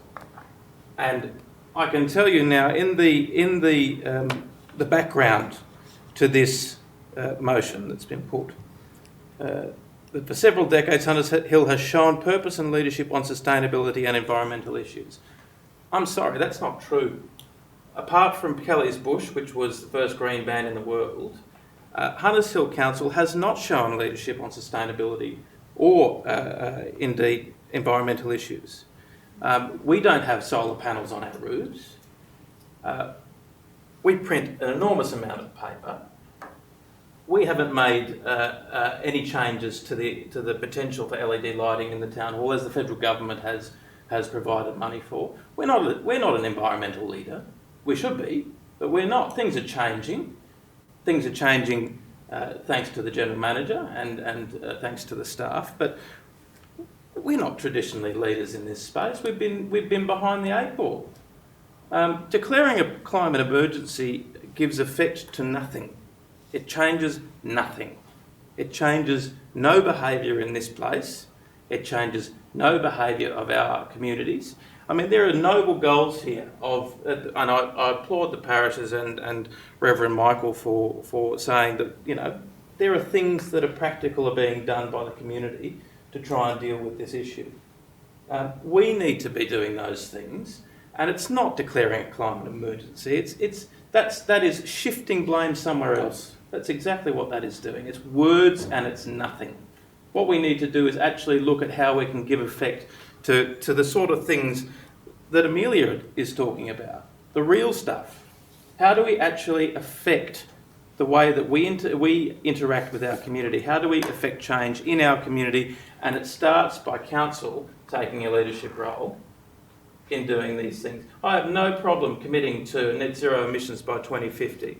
All the science points to the fact that we need to make sure that we don't hit the 1.5 to 2 degree increase in degrees Celsius by 2050. That's where we're at. I have no problem making that statement that Hunters Hill Council commit to net zero emissions by 2050, because that's a tangible, real goal. But saying that we're declaring a climate emergency means nothing. So of course I'm going to support practical measures over pontificating and politics and words. Thank you, Councillor Miles. Do we have anyone who wishes to speak against the amendment?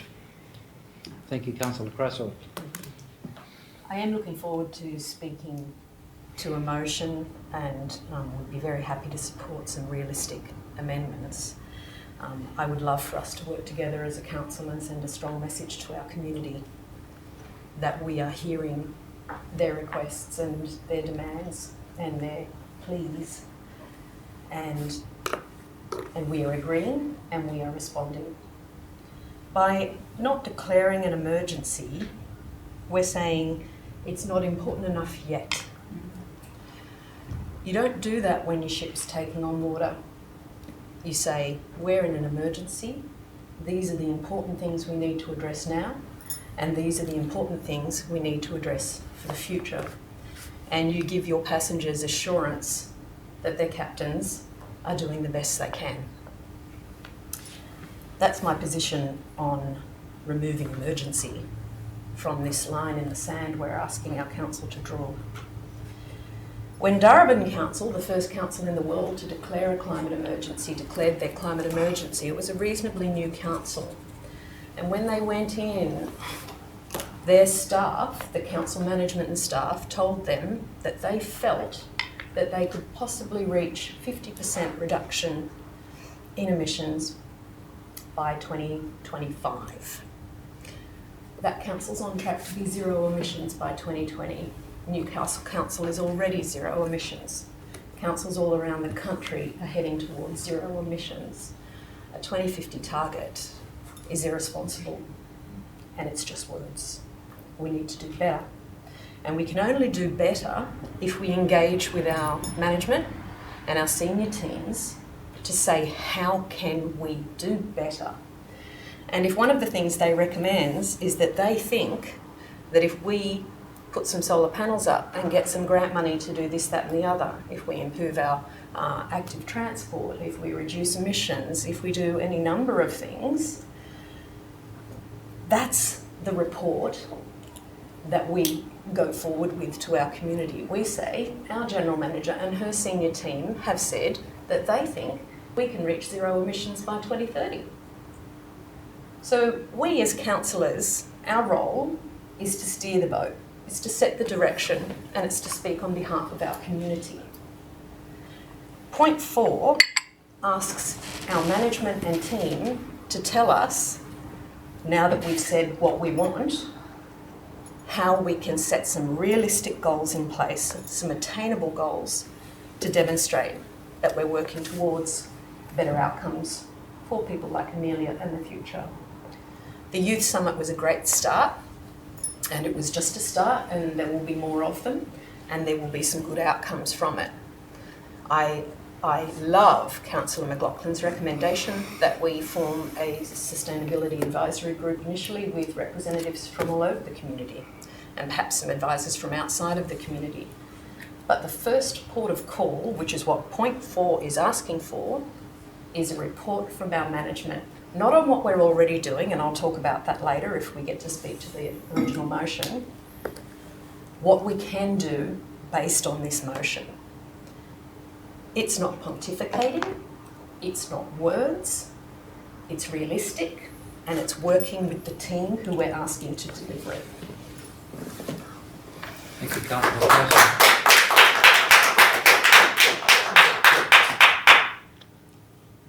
Do we need any further debate on the amendment? I would think not. Right of reply, I believe. You may have the right of reply.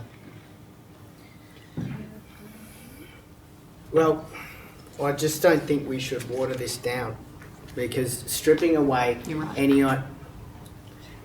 Mr Deputy Mayor, you're going to maintain order at this table? Let's not water it down. It's to say it's not realistic to take individual action, as Councillor McLaughlin said. We don't need to look to the General Manager for inspiration. We're the community leaders. She's fantastic and an inspiring person, but we are the ones that have been elected here to do something. And to kick something through local government, the local government land, no offence to anybody, but to bring back a report, to create a sustainability advisory group, sure, that's fine, but it'll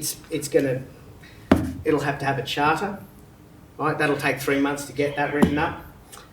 You're probably not going to have a meeting for 3 or 4 months. If this is an emergency, we're not going to get any suggested outcomes from that for another probably 6 months. Nothing will have been done. We are in a state where we need to do something practical and do something today. All of these suggestions can have an impact, and they can start right away, because the council will have the impetus to investigate and institute these ideas if they were, and some of them might not, but some of them will. And if you wait for them to come out of a sustainability advisory group, I can tell you in 12 months' time, none of the dirt will have hit ground on any of these initiatives. It will not have started. That's how it works in local government.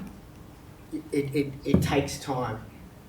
I mean no offence, but it has to take time. It won't even be in the budget. We need to do these now, or it will not make it in the budget for this year, which means it probably won't even happen next year. Okay? Now, I do not have to look to the General Manager for leadership.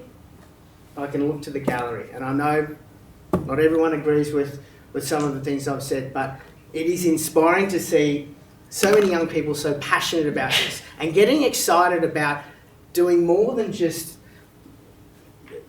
posturing about it. It's important to speak up. It's important, it's important to protest and make your voice heard. Absolutely. Do it, but follow it up.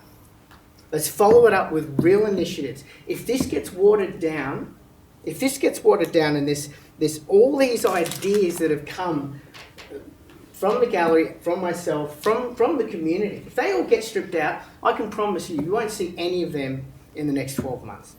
That's how it works. So I commend the motion, and I hope that we decide to do something more than posturing tonight. We can be leaders. And when every other council has declared a climate emergency and asked for a council report, we got in here, we got out, rolled our sleeves up, and we started work on this tonight. That will be Hunters Hill Council leading.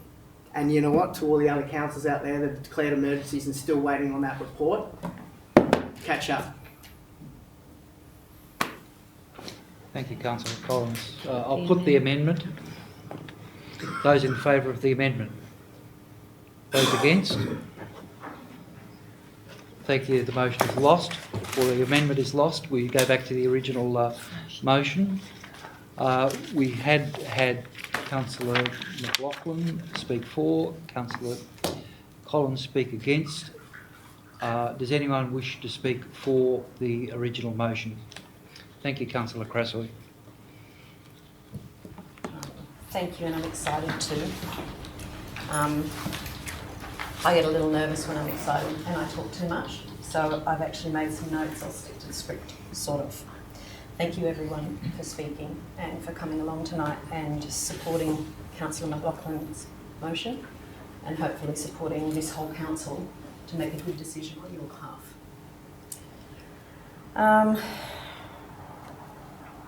It's a good motion. It has the candour to not hide from our current situation. It has the gravity of our current duty to future generations, along with the hope and direction to assure our residents and to support and inspire our management to go further with our existing good work on sustainability. And our existing work is good. We've spoken about the Youth Summit. Our strategic plan has a whole page of ongoing initiatives which set out how to manage and preserve our environment with key performance indicators to maintain, improve and increase some aspects of our operation and engagement. In this past year alone, we councillors have brought motions on a local level, guerrilla sustainability, let's call it, to improve our environmental, social and economic sustainability, the triple bottom line we like to magically speak about. We've also endorsed and supported motions and advocacy with LG New South Wales, the peak government body, in advocacy. But what we need, and what we don't have yet, is a line in the sand. We need a statement of acknowledgement of our position in the world and of our capacity and our strength to face that position. We need a report that's honest and sets out tangible targets and that invites our community to work with us in achieving goals and targets. We need a mandate from our community to advocate alongside them for better state and national policies. And lastly, most importantly, we need a strategy to anticipate and mitigate the impact of the loss of our non-renewable resources and the effect that that is having on our climate through the waste it emits and greenhouse gases. The subsequent weather extremities and the subsequent social and mental health impacts. Last year, I had the pleasure of attending the LG New South Wales Sustainability Awards, and Newcastle was the winner of those awards last year. I discovered how very much our neighbours and friends are doing around the state, innovating and sharing their technology. Almost every one of those councils is backed by a declaration of intention. They would be the sort of council that any young and intelligent person would seek to work at and be proud to work at. They've become beacons for research grants, project funding, industry innovation. In short, not one of them regrets the impost of a climate declaration and all that they have gone on to achieve after that declaration. So here I'll table, if I may. There's some for the councillors and for anyone who wants to read it. That's the Local Government New South Wales Declaration on Climate Change that was put at the conference this year, which anyone's happy to see, and I'll table it to the council if you'd like a copy. If you wouldn't mind, if anyone wants to have a squeeze of it. The other thing I'll table here is just one of a zillion documents that you can find. This one is Understanding Climate Emergency and Local Government. It has some really good tips on recognising what an emergency is and what our role in local government is and what your role as a community could be in supporting your local government to do a better job. Yeah, thanks. But what might a report from our council look like? What might it consider? For example, it might consider the United Nations Sustainable Development Goals that I've been banging on about all year. It might consider the intention of the Architects Declared, which is a declaration by all of Australia's greatest architects. It might consider the position of the LG New South Wales Declaration. I'm nearly finished. Yeah. Thank you. Thank you. And the declarations of our neighbours and friends. It should report our capacity realistically to set these targets and goals and stretch our imagination and test our community resolve to participate and to play a role in global issues at a local level. And it should outline our corporate social responsibility 2 ways. What corporations want to work with our community and how will we work with our community as a corporation. So I look forward to reading that report and to participating as a resident and as your fellow councillor in being a part of better, in delivering on the words that we are putting here tonight, and being able to look at my kids and grandkids and say that we were on the right side of history tonight. So I would just say in conclusion, our peers, our community leaders and our youth have spoken to us tonight. We need to show them that we are listening. We need to follow through with intention. Hunters Hill is going to do better. I know everyone wants to put their stamp on this, and I was very excited to hear that you're willing to do so. Please, let's work together and make this declaration as a united council tonight for our community's sake. Thank you, Councillor Cresswell. Is there anyone who hasn't previously spoken against the motion wishing to speak against the motion? Councillor Miles. I'll speak against the motion for the reasons earlier outlined. A statement to our community has to be, and particularly on this issue, has to be welded to a goal. Now, the goal that is been set by most major authorities is 2050. Now, the politics around, and it is politics around the statement of a climate emergency, and it is very, very blatant politics, it doesn't actually achieve anything. We can make the same statement about making a tangible, measurable goal that we will reduce our, we'll get to zero net emissions by 2050, and tell our community that we are serious about action on this issue, not words. Now, what we do if we declare a climate emergency is become a statistic that you know we've been thrown at tonight. More than 100 councils have done this, and you know that doesn't help the debate. Not one iota, not one jot. But to say as an organisation we are going to work with our community to reach real and effective change, that we as an organisation are going to be a leader in our community in effecting change, that we are going to reach net zero by 2050. Real, measurable, tangible. It's not nonsense, it's there. If we do it before then, as you suggest, wonderful, even better. In fact, that can be amended after the report comes back. That's the But, point of the report. Well, a broad-ranging report from the staff, with the greatest of respect, you know,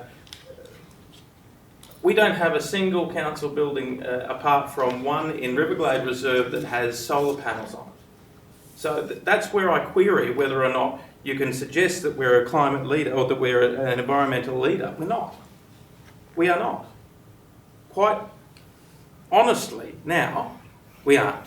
That is changing, and that is headed in a very positive direction under the stewardship of the new General Manager. But, I mean, that statement is wrong. if we actually make commitments to our community about what we're doing and how we will work with them to affect change. That's stuff that I believe in. That's real measurable stuff. You just throw out blanket statements about anything and become a statistic to be shouted at in Parliament again. It goes back to words, just words on words on words and politics. No, you're in council.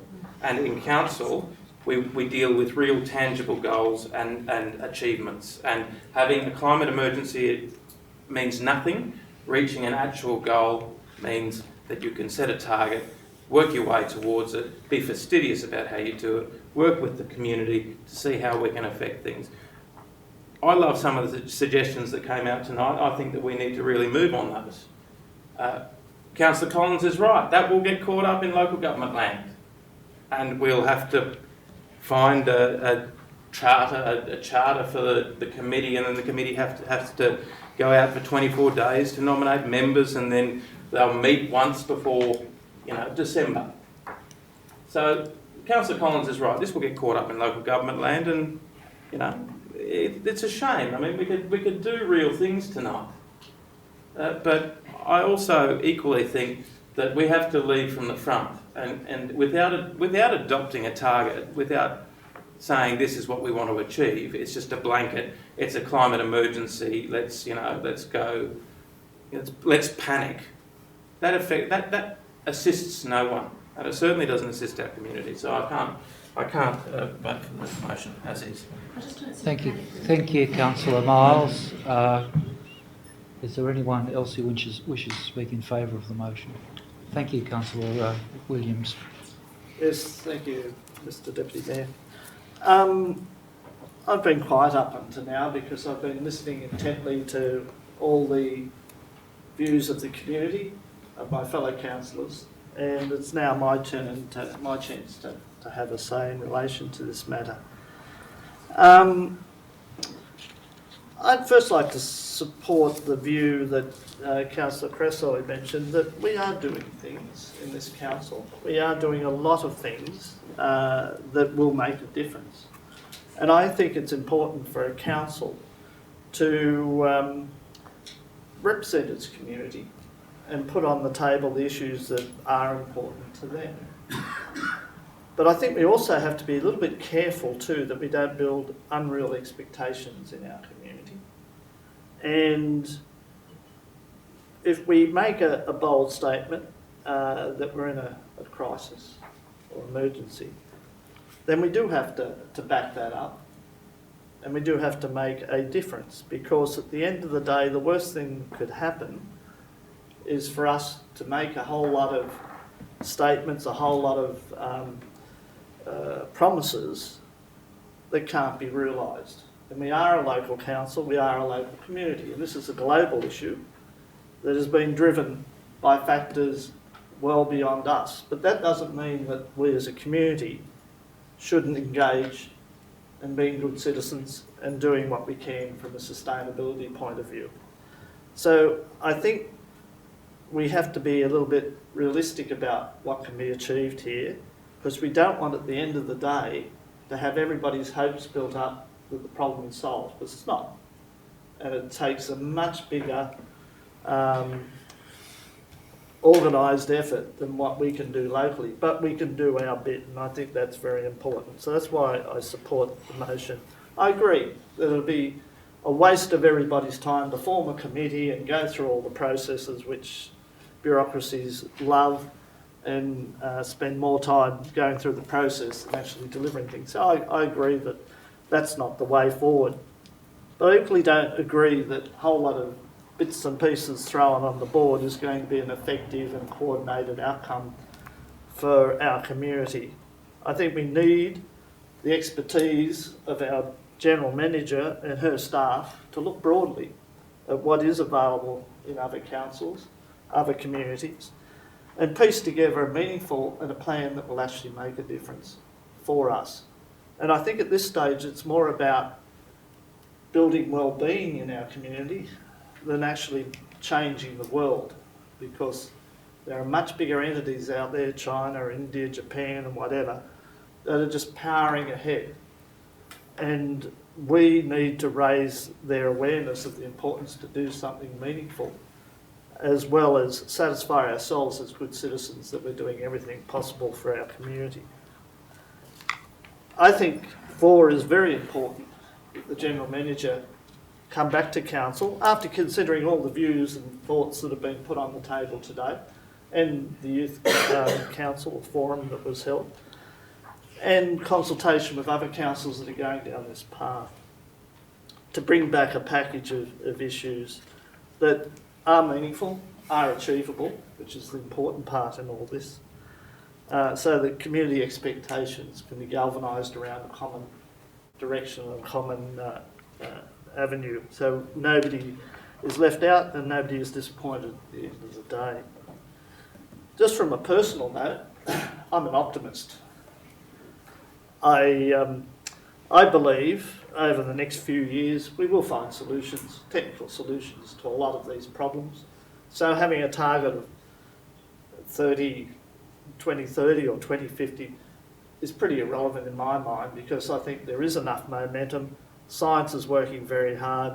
Every day we find a new opportunity for us to make a difference, and I'm very confident that our scientists, our engineers, our communities will come up with solutions. They already have. There's a whole range of things out there that you can do. So I support the motion on that basis, that we need to move forward in a realistic way. We don't want to get tied up in bureaucracy. There will be solutions coming out, so we don't need to necessarily feel that it's a hopeless cause. That's where I stand. Yeah, why not? Let's do it. Thank you, Councillor Williams. Councillor McLaughlin, would you like to have a right of reply? And I'll keep it short because I'm conscious that a lot has been said very eloquently on this issue tonight. And just to reiterate again that point 4 is so important. That sets the realistic approach that we're going to take. There will be practical outcomes that will come out of that. So that's very, very important. This is a two-pronged approach.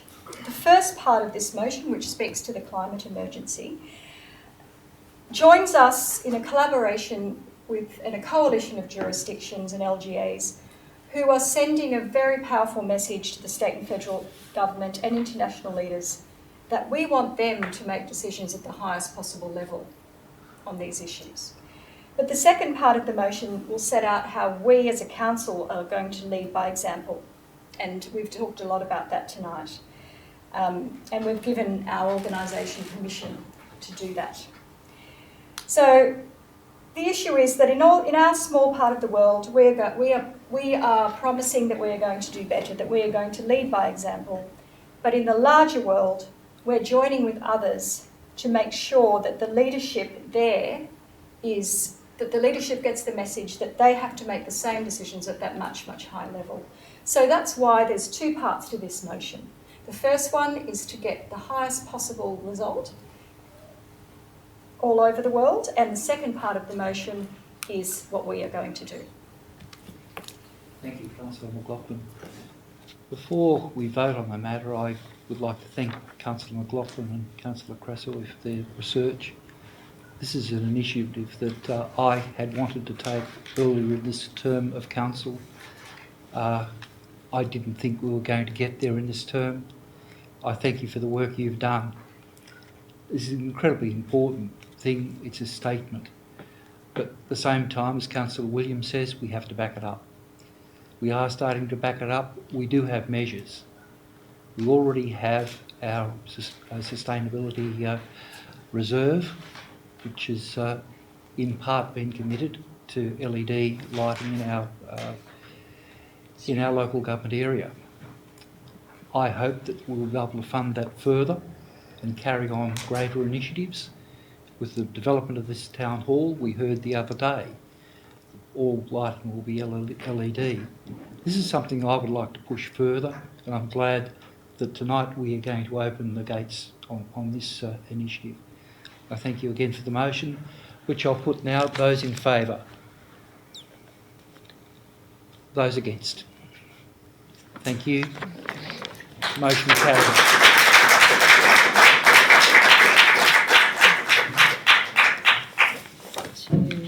3.1. Yeah, we move back now to item 3.1. Mr. Deputy Mayor, I wonder if we could bring forward 4.1. Do we The have... ferries, I think we will. Okay, all right, fine.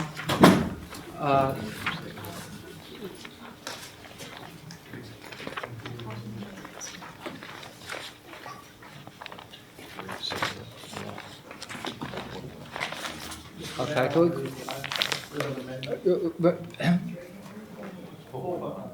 Okay. Can we have a move and seconder on the motion to We're just moving move the... I was waiting for the gallery to move. Can we have... Is those in favour of moving item 4.1? Okay, thank you. Move the recommendation of a couple of... Okay, thanks, Councillor Williams. Do we have a seconder?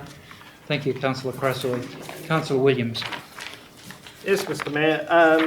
I commend the issues raised here, but I'd like to add into it. The report doesn't make any reference to the public meeting we had a week or so ago now, and I think it's important that we include up front under or number. Move 2 down and make number 2, put another one in between 1 and 2, that acknowledges the community's concern in relation to the ferry proposals, and to record Council's acknowledgement that at a large public meeting, the community unanimously rejected the proposal to vary our ferry system service due to its detrimental impact on the community. So I believe we need to respect those views of the community and make sure that it's very clear in our recommendations and in our report that that meeting took place, and it wasn't just a group of residents, it was a large number, over almost 200, that unanimously resolved to reject this. I'll second that. Mr. Mayor, I put in a request to address the meeting on this subject. Am I listed on first speaking? We didn't receive it. It's your discretion if you have it I here. emailed this morning. Thank you, Mr. Sharp. Oh, Dr. Sharp. I move that he be allowed. Sorry, Alistair, we didn't realise that. It's not Good. on our list, so... Okay, move Councillor Williams, second Councillor McLaughlin. I think passed unanimously that we asked Dr. Sharp to speak on the matter.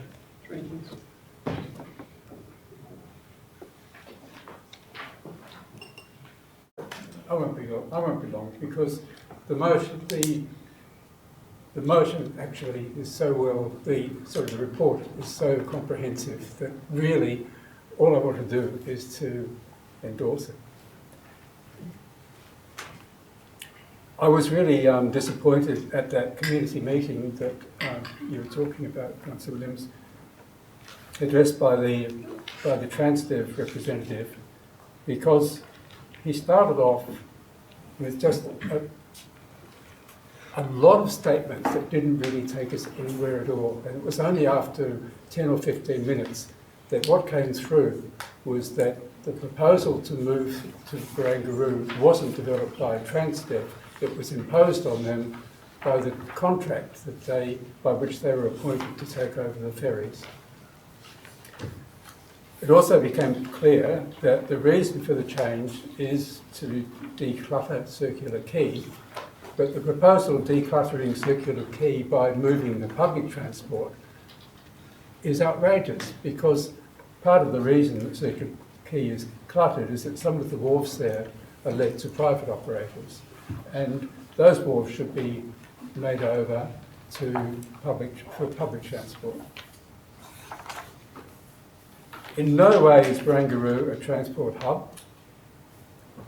Circular Quay connects mainly undercover with other ferries, bus, rail and light rail, and Barangaroo has no other public transport There was a very misleading slide put up at that public meeting suggesting that it was a 6-minute walk from Barangaroo to Wynyard. I had a look at Google Maps, which said it was 9 minutes, but that was only to where you first enter the tunnel to get into Wynyard. And actually, I said, well, what about the light rail? 14 minutes to walk to the closest light rail station. So that it is utterly absurd to suggest that so many of the people who use these ferries should be disadvantaged. Anyway, look, it's all in the report that you have in front of you. And so I just commend the report. Thank you, Dr. Sharp. Do you want to remain for any questions? I don't think there's any. No. Okay. Thank you very much for that. I don't know what happened to your application to speak, but it has interrupted proceedings. If we can go back, Councillor Williams, you hadn't finished speaking. Would you like to commence? Yes, Mr. Mayor. Just briefly. Did we get that amendment to the recommendations? I think we've got the later two electronically. It's just the opening one. Yeah.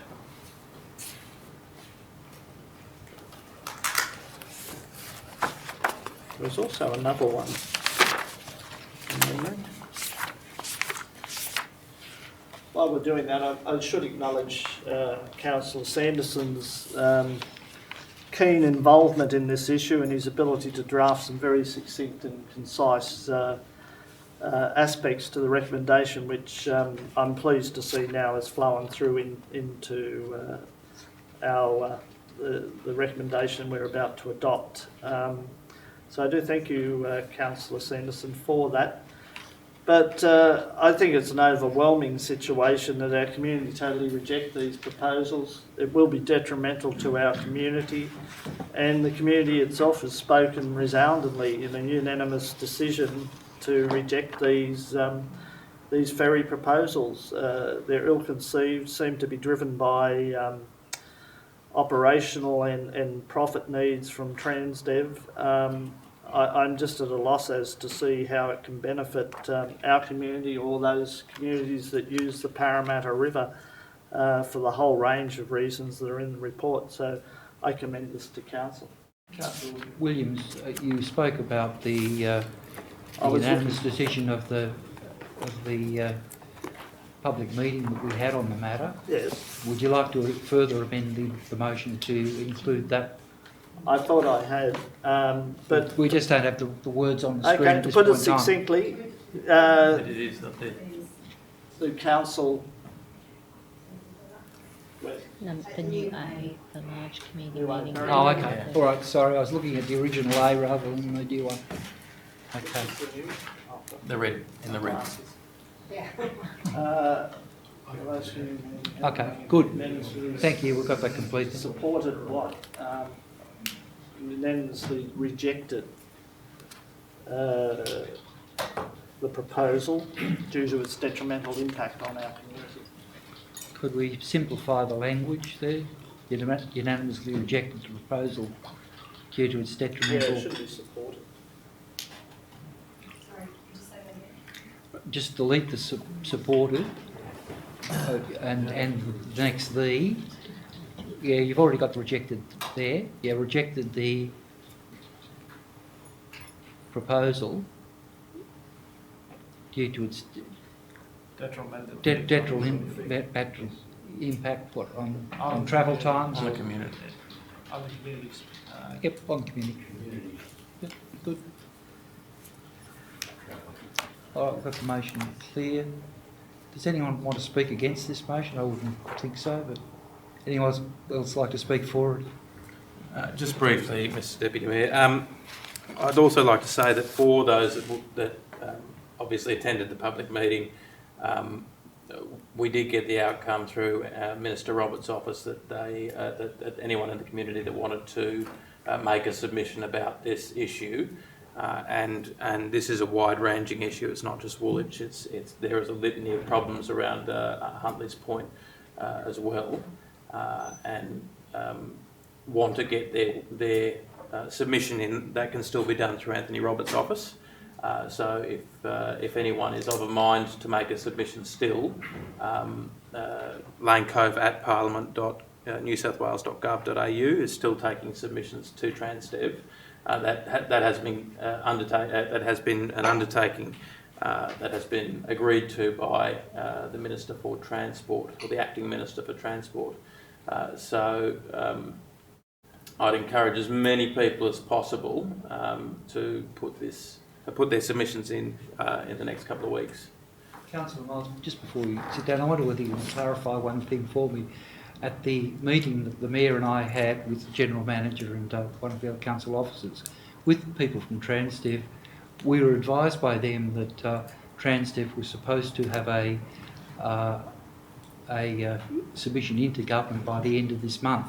I presume from what you're saying that the government has extended that deadline? The information that I got is that the Acting Transport Minister has instructed Transdev that they are, that through Anthony Roberts' office they will still be taking submissions, which means I would assume that their reporting deadline would have changed. But that would be an assumption. Thank you, Councillor Miles. I just may be able to update council on this. Yeah. Can I move to allow Mr. Malloy Yeah. to speak? Good. Just to say that I delivered today another 400 signatures from the local community in support of what you're doing tonight, which is excellent.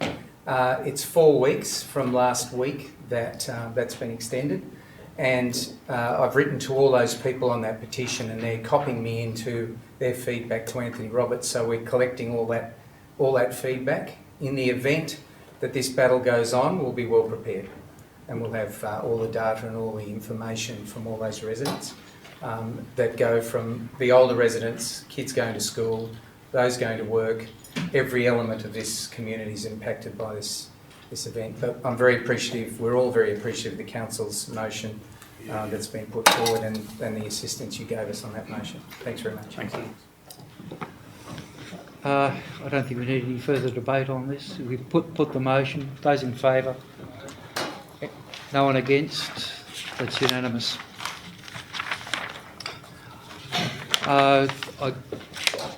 We move back to 3.1. Yes, Mr Deputy Mayor, I will withdraw that and bring that back to a further meeting. Good. Thank you very much, Councillor Collins. I was hoping you would do that.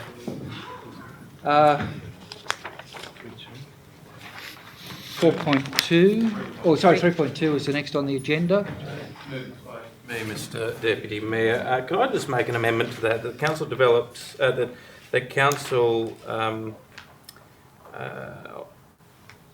council published the digital asset management plan and schedule of works publicly on the Hunters Hill Council's website. Obviously, we've been given an update over the weekend that means that we can get the correct wording in there of the exact plan that we want to publish.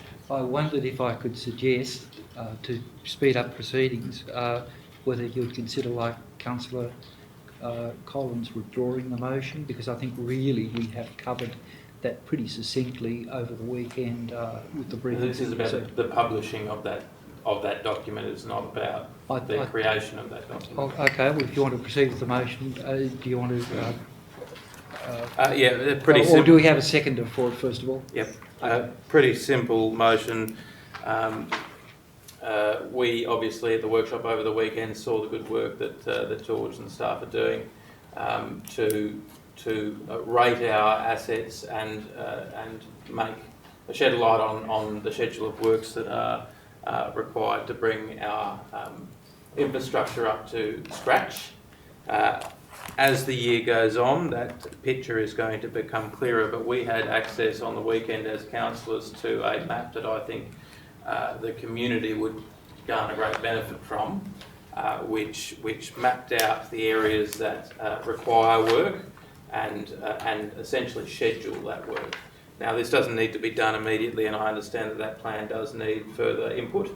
But I do want council to eventually be in a position where we can publish that document, and I think it is enormously informative, and it will allow residents to monitor the maintenance of their streets and footpaths and issues that they feel strongly about.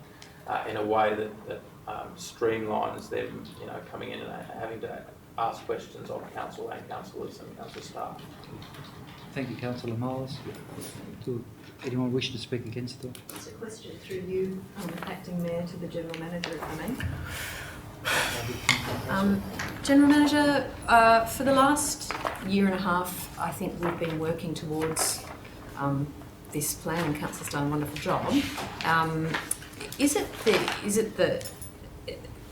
the progression of the presentation you gave us on the weekend, the intention of that and the intention that you've briefed us on at previous councillor briefings over the course of the year, is that this will be on council's website and residents will be able to access and see where works are scheduled and what issues are in certain streets, particularly with tools like Social Pinpoint, but as well as the map. Is that correct, that council's already doing that?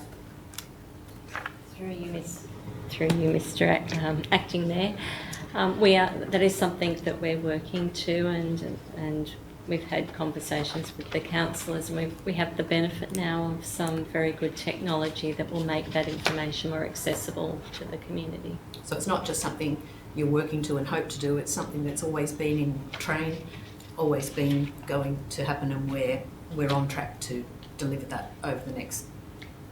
It's been in our program of works to do. It's been in the program of works already. Was it, just following up on that question, is it specifically that map that we saw and had the benefit of seeing as councillors on the weekend? What is it, the intention of staff to publish that map on the Hunters Hill Council website? The aim, through you, Acting Mayor, is to, one of the requests we often get is what works are programmed for the year, and when will my street be done, or my footpath, and when will the street sweeper come down my street. And one of the tools that we're looking to implement, which we've called Social Pinpoint, has the capacity to show the works programmed, but also then it's updated over time so people can see the progress of what's coming. With the digital asset management plan, that is a work in progress, and there is the ability to provide that data via the website, and it's a GIS-based system. So the intention is as much information as we can, we want to make available through our website, so it is more accessible, and information that doesn't hold any privacy concerns is there's open access to that. So long answer. Short answer is the aim would be to have all the works that we do have programmed on the website. But not the images that we saw on the weekend, specifically, just the data. It's something we need to talk through internally, the layers, because there's technical data, but then there's also ways we can make it more accessible to the general community so they understand what works are programmed and being prioritised. Okay.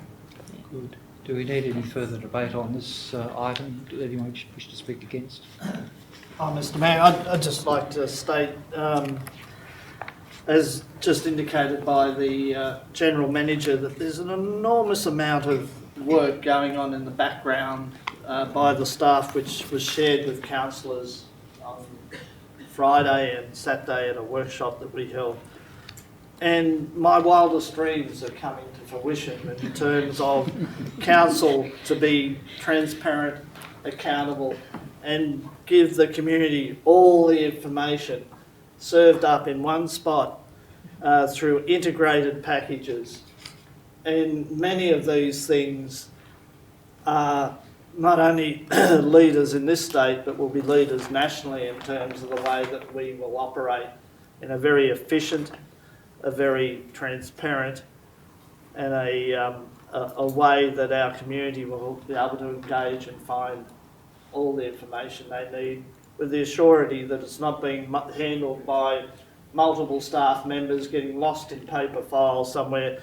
It'll be dealt with once and finalised once, and the result of that will be integrated right across everything within council in terms of finances, HR and whatever. And people will be able to see immediately responses from the staff in the field. They'll do their business in the field electronically, and will be able to feed directly back what things they're fixed and what they're about. So I'm confident, very, very confident in the near future, this council will be the leader, not only locally, not only in the state, but nationally in terms of the way it services its community in a very efficient, transparent way. I'm not quite sure whether we need this sort of statement. I think the staff have it in hand and they will provide us over the next month or two and to the community the information that will be available. Just things like the e-planning portal and its ability for people to directly engage with the planning process, to see plans, to see where things are up to know that that's in the one spot and it's being shared electronically amongst us. It's just amazing what the General Manager and the staff have achieved through a series of consultants. So I don't see the need for this at the moment. I trust the General Manager and her staff to come forward with the appropriate information. Question of Yes, Acting Mayor, Councillor Collins. of Councillor Williams. Yes, If I may, through you, Mr Deputy Mayor. Councillor Williams, do you want to see an interactive and searchable schedule of works publicly available, made publicly available on the website? Do you want to see that? Mr Acting Mayor? Yeah, in answer to that, of course I do, and I'm confident it will. And I trust the General He's Manager. answered the question, Mr Deputy Mayor. Oh, he did answer the question. Yeah, of course I did. Why wouldn't I answer the question? I think we all want as much information as possible out there, but I think it needs to be done in conjunction with the General Manager rather than a prescription from the high. Good, thank you. Do we need any further debate on this motion? I'll speak for it. Thank you, Councillor Mr Deputy Collins. Mayor. This motion was brought, I think, middle of last year, and on the advice of the General Manager, it was agreed that we would defer this for 6 months. It is what I've seen things, maps and all sorts of interesting things that show the state of our assets, which I've been pushing for since I've got here. And this is simply saying, let's show it to everyone else. Let's stop hiding it.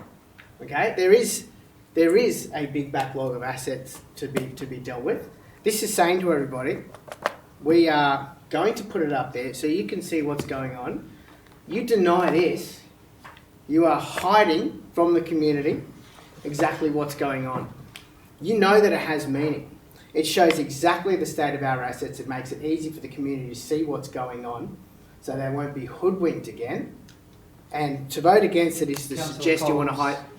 Please don't mention that or speak of staff in a way of being hoodwinking our community.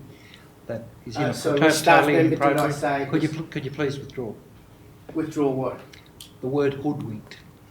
Well, actually, Mr Deputy Mayor, I will speak to that if you wish. Our assets, the increase in our asset backlog maintenance was $22 million in 1 year. Councillor Collins, I don't believe that matter is relevant to this particular motion. Well, if the asset maintenance backlog was 3 times what it was suggested in 1 year, then yes, the community was hoodwinked. And I stand by that. Mr Mayor. Deputy Mayor. Mr Deputy Acting Mayor. Jim. Yeah, good fellow Jim. I think this is outrageous. Yes, I Point of agree. order. Because we started on a base of very poor information 6 months ago. And I said very clearly that we need to base... Am I not speaking, Mr Deputy No, I've called a point of order. It's a point of order. Yeah, so I have the floor. What's the Please point sit of down. order? The point of order is that what you're saying is not correct. And you should be truthful. What is Councillor untruthful Collins- about what I said? Councillor Mr Deputy Mayor, Collins, he's will accused you- me of being untruthful, Will and you I re- would like him to justify... Councillor how Collins, he will you... called me Councillor Collins, will you resume your seat? Councillor Williams has the floor. I would like to hear Councillor Williams finish his point.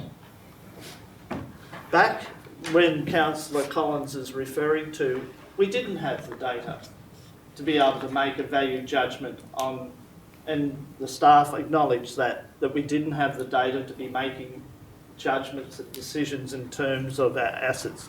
But what we did do is through the staff engaged an outstanding organisation that has now given us the data and the information that makes sound decision making, sensible decision making Point in of a order. Point of order. way. In a way, He's not addressing why I've been untruthful. Councillor Collins, I believe he's made his point. I think he's finished making his point.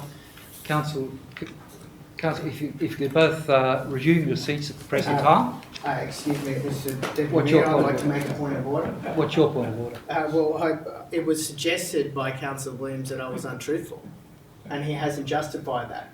I've told the truth. In what is your allegation of his untruthfulness? Mr. Deputy Mayor, by not having the right information and then publishing the wrong information, that does not justify publishing incorrect information to the public.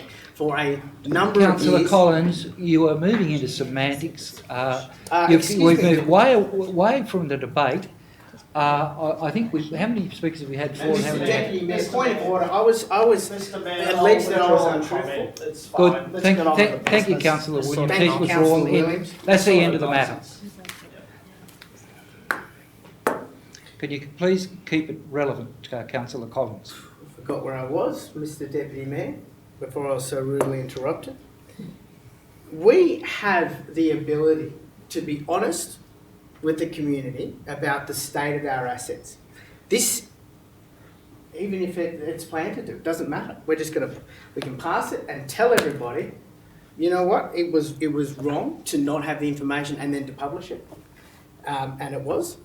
We've now published more updated information. There was a huge maintenance backlog that was discovered, and I suspect that we could have some more bad news when we have those fully qualified amounts. I have exception to I'll make my own point of order.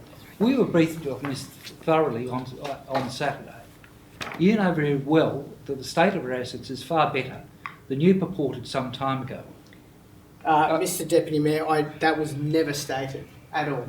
And the weekend, that was never stated because we have never been given a quantified... Councillor Collins, Councillor Collins, yeah, well that's true.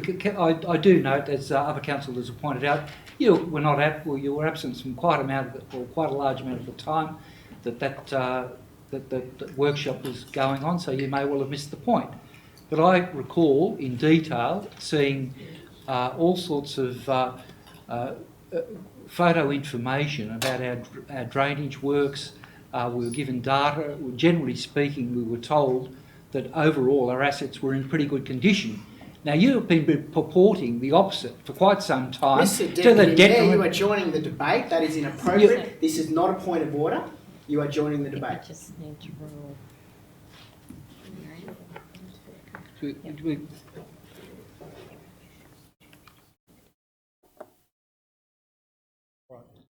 Okay, look, I think we've finished with this debate. I think your time has expired.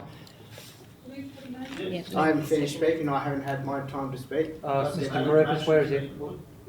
The move to put the motion... Was it stopped when my interruptions of points of order were made?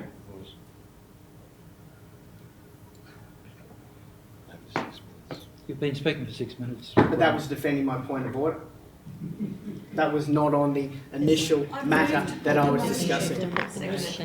Oh, well, democracy, local democracy has been crushed. Go on, silence me. Go on, silence me. Please resume your seat, Councillor Collins. We have a motion that the motion be put from Councillor Williams. Do we have a second? Oh, sorry. Do we have a speaker, another speaker against? No. Oh, okay. My apologies. I thought you would. So we have a motion to put the motion. Need a seconder? Seconded. Seconded, Councillor Crassley. I put the motion. Thank you. That was voted on and that was supported. Thank you. Thank you. That passed. Okay, I'll put the motion now. Are we voting it again? It was already put and it was voted on. No, it wasn't clear. The acting mayor has asked for it to be put again. Can we put the motion, please? Those in favour? Those against? Thank you. It's 3-3. I will use my casting vote to against the motion. The motion is lost. Item 3.4. Deputy Mayor, this is a pretty simple motion to maintain a business roll of voters. Any rateable business in Hunters Hill or any local government area is eligible to vote. I think we should communicate that better, probably through the chamber and as a council. So this is a fairly simple motion to establish and maintain a roll of business electors eligible under the relevant provisions of the Local Government Act. The council engage with the business community, encouraging them to enrol to vote in local government elections through targeted newsletters, direct mail, council's TWT column and information sessions. And number 3, that council send the New South Wales Electoral Commission enrolment forms to any rateable businesses in the municipality. It's fairly straightforward. Most councils do it. I think it's time that we got it done. Anyone wish to speak against the motion? Can I ask a question, Mr. Mayor? Yes. Through you, Mr. Deputy Mayor. Deputy Mayor. Acting Deputy Mayor. Yep. It's all confusing. To the General Manager, isn't it appropriate that the General Manager manage these roles? And is it appropriate for councillors to be involved in a process which they're elected by? Through you, Mr. Acting Mayor, I'll ask the Director of Finance and Corporate Strategy to respond. Essentially, the General Manager's role is to verify for the electoral roll who is valid to go on the roll. So in other words, apart from businesses, if you have a substantial lease. So our process within operations is just to substantiate that, but it is to the rateable business to put in the application.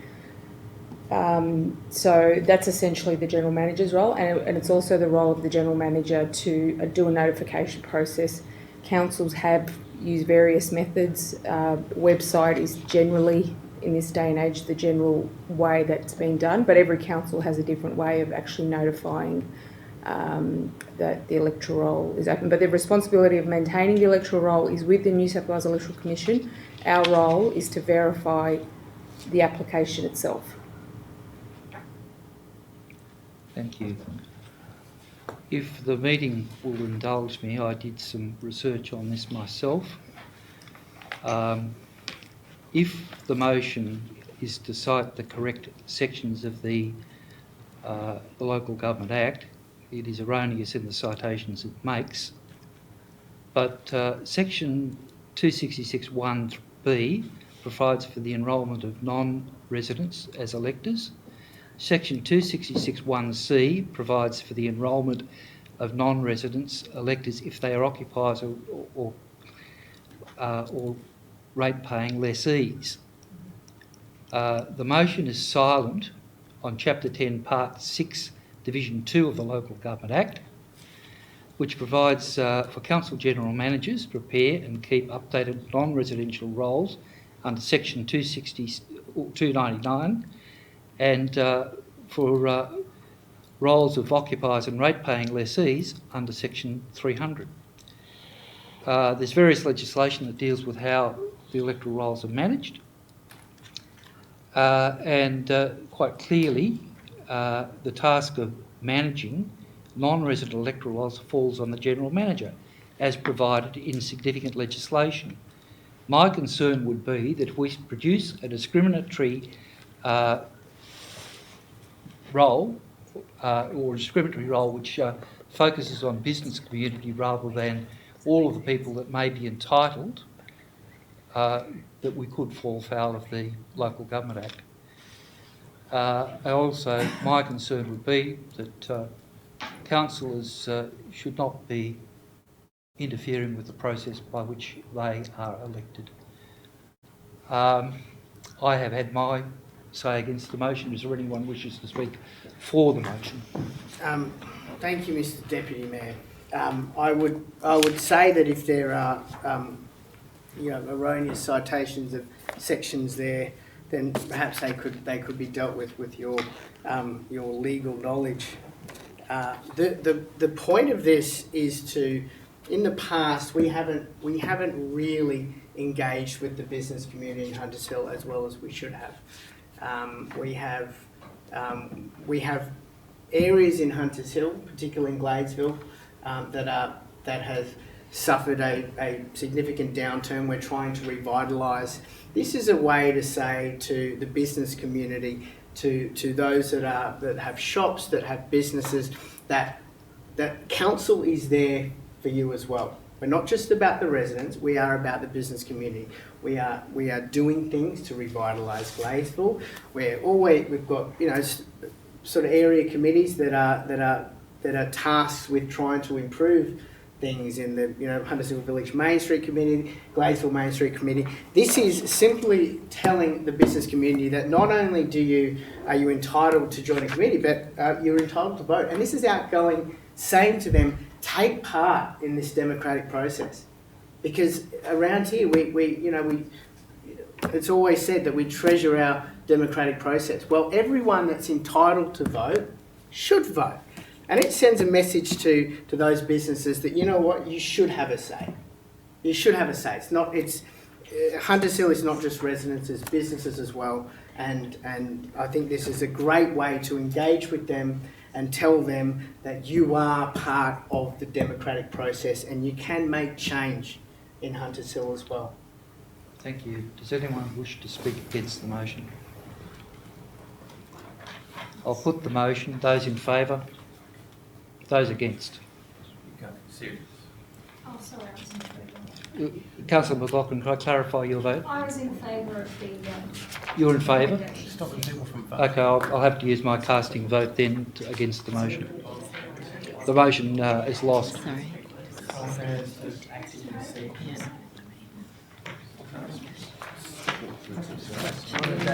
Okay, we move on to 3.8. 7. 3.7. 3.7, sorry. I'll move that. Look. Do we have a seconder? Thank you. It's seconders on the... I know, but we generally formalise it, so thank you, Councillor Miles.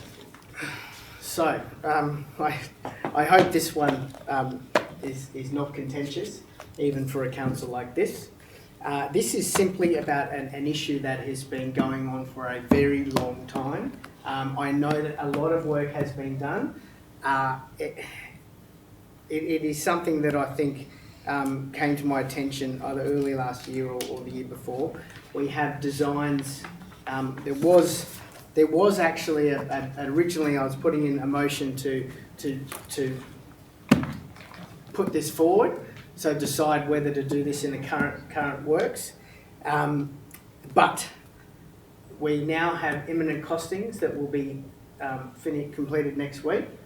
So my intention is that is all brought to the next council meeting, and that's when we debate whether or not we should do it. So this is simply to say it comes back to the next meeting, and then we debate it then. So it should be quite straightforward in that respect. This is not agreeing to nothing. Just to be clear, it's agreeing to nothing except bringing back the final costings and proposal to the next meeting. Quite. Thank you. All right. Thank you, Councillor Collins. Does anyone wish to speak against the motion? Anyone else for? Against? All right. I'll put the motion. Those in favour? Unanimous. Thank you. Item 3.8. Councillor Crassoy. You can put the motion. I presume you've got a seconder. I'm a seconder. Thank you. Mr. Acting Mayor, this motion came out of some concern that residents had in the lead up to Christmas, heading into the bushfire season, around excess trees in their streets. Particularly this came from several residents in Barons Crescent. And I was really pleased to be able to let those residents know that council did do a spot clean-up on the 8th of January, and they collected about half a tonne of green waste, which the residents who did hear about the spot clean-up busily got going on for fear of bushfire. in their suburbs, in their yards and the adjoining bushland. But what actually happened in the last month is some terrible storm weather, which we all know about, we don't need to relive. A lot of trees came down in Barron's Crescent, and I was talking with someone from the SES just the other day, and they were saying they recall being at one house and hearing an almighty split, and all the residents ran onto the street to go and make sure that the house where the other tree had fallen was safe. So there's 2 points in this motion, because I was working towards the second point anyway. But the first point is just that council try to support our community in this clean-up. So during those storms, council did a great job of keeping the community informed, giving the community opportunities to take shelter, charge their phones, and even have a meal. And I think that gave our community a lot of security. Council also did a great job of getting out and cleaning up our own assets and our own tree damage in the neighbourhood. So the idea is that I'd love council to find some funds to do one more suburb spot clean-up that we seemed to pull together reasonably quickly for the 8th of January clean-up, just to help those residents who still do have residual stuff on their land that just can't fit into a fortnightly green bin clean-up. And it will just help them just get it all up and out of the way and make the suburb look great again and make the residents feel good about how much we're supporting them in that clean-up. So that's point one. Point two speaks to our bushfire management plan anyway, but what our bushfire management plan doesn't do is talk about how to support the residents again who have a lot of foliage, how to support them to clean up more often. I know that council does a green bin clean up and that residents can actually pay an extra $100 and something a year to have a second green bin, and I think that's really helpful and we should be promoting that to the residents of Barron's Crescent. But I just feel that we perhaps need to look at something extra for the people of Barron's Crescent. I don't want to tell council how to do that, I'm just suggesting that perhaps council have a little look at our heavily wooded areas like Kelly's Bush, Barron's Crescent, Mary Street, but down the bottom end, Richmond Crescent, to try and help those residents, because a green bin twice a year and even 2 green bins, every second week, some of the foliage and some of the branches are just too big for the green bins and the residents could just do with a bit more support. I know they can also order a bulk clean-up. I'm just suggesting that perhaps when we look for this grant funding around bushfire management, that we also try to find something just to give the residents a little boost, to encourage them to not dump and to encourage them to love the trees we have and not fear them, and know that when things go awry, that perhaps a couple of times a year council's going to help them keep it safe. Thank you, Councillor Crossley. Does anyone wish to speak against the motion? Not speak against, just ask some questions and make a potential suggestion. Thank you, Councillor Mark. Can I take it that the risk reduction program referred to in point 2 is not dissimilar to what I've proposed in item 3.9 of an audit of trees in Hunters Hill? If so, we could just merge these two and make it simple. If you're happy to merge it in, that'd be great. The questions I was going to ask is to seek, if we were not to gain grant support, would the first 2 items not occur, or would we do it anyway but seek grant support? Can we ask that through you, Acting Mayor, to the General Manager?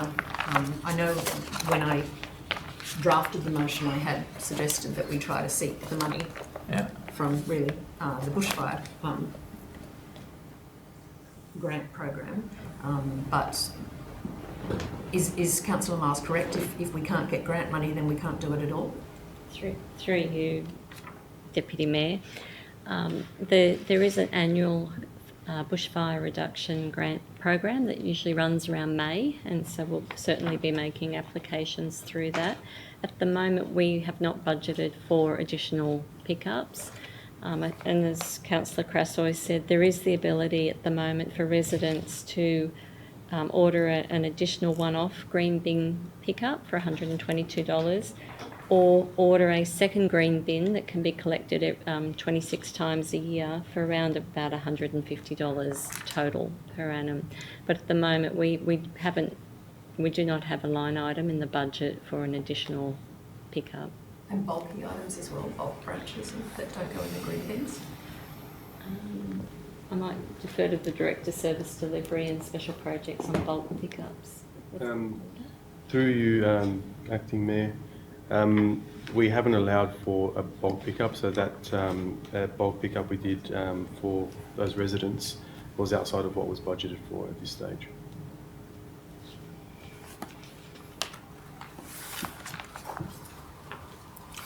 So are you happy to tack the audit on the back?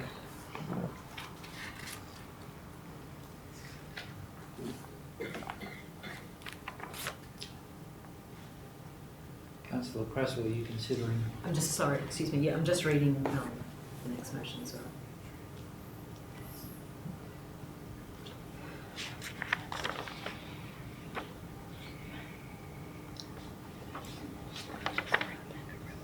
Well, I think that point 1 is really quite similar to point 2. What you had imagined. Pardon? To what you had imagined.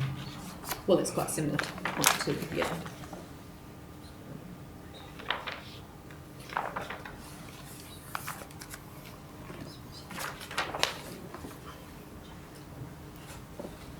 Do you want to just deal with them separately, make it easy? I think I didn't mean to confuse it. I thought just put them all into one motion. Yeah, okay, yep. Is that okay? I've just had a suggestion from the General Manager that I think would resolve everything, that if you wish to combine the two motions, but do it in a form where we're just simply asking for a report to come back, and would you have a date? Through you, Deputy Mayor, with a report coming back with costings, so that Council understands the costs that are associated with this before they make a decision. Right, so I guess we've got to knock that into an appropriate motion. There seems to be agreement on that. We don't need to. It's going to be a bit tricky. I don't trust it. Okay, we have a mover, Councillor Crassoy, and I haven't seconded the original motion. so you've accepted the amendment? Yes. Okay, all right. Let's still move Councillor McLaughlin.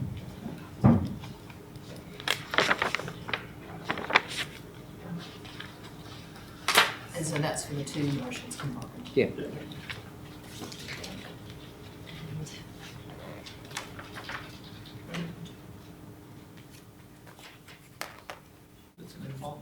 Well, LSPS. yeah. I would just ask that, and you can just keep typing, I guess, Mike, but I would just ask that that we could put a date on it, just simply because some of this is actually to do with the clean-up that residents are faced with at the moment. Can we have an indication of a date that we can put on that report?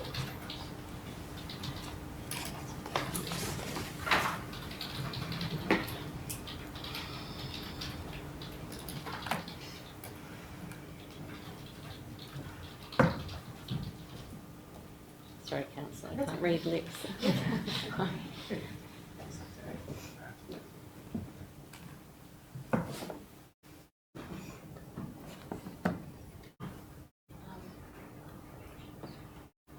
Deputy Mayor, we'd be looking at April, the April Council meeting.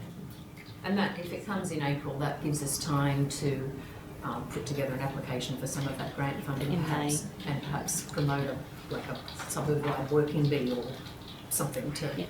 Good. Yes. Time. Right.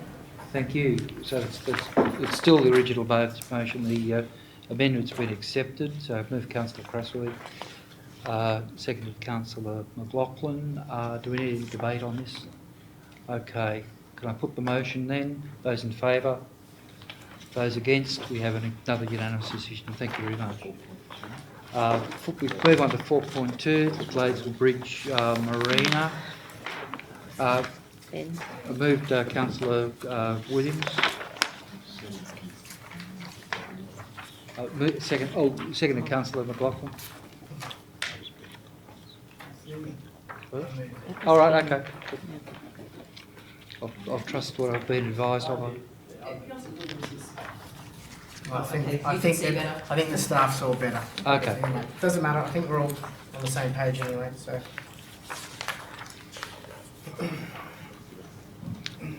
You put the motion. We've got a second. Oh, look, I've got a second.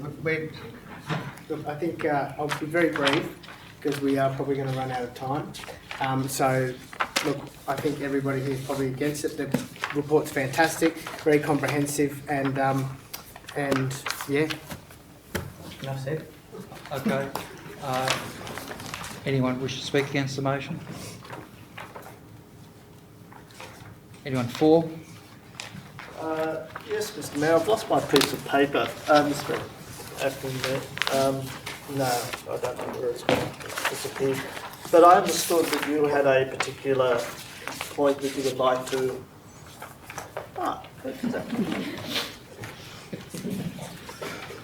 that we need to amend the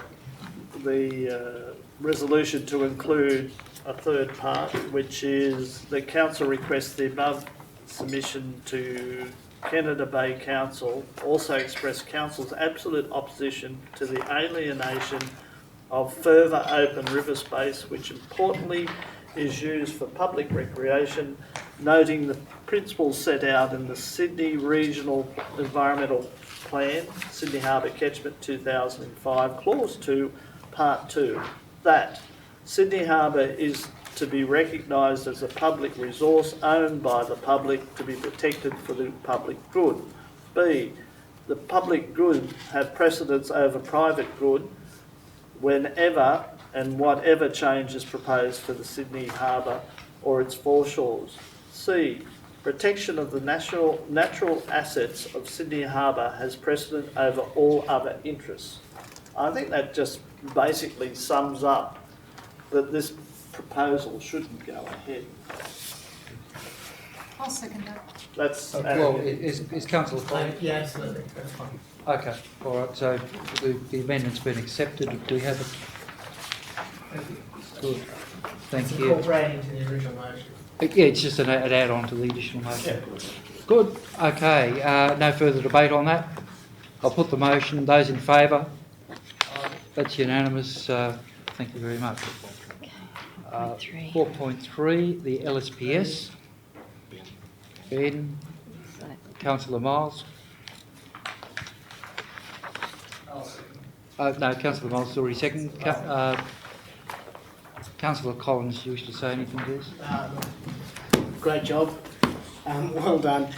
Look, it speaks for itself. It's an ongoing, but yeah, we're going to run out of time. So thank you, staff, for this fantastic LSPS.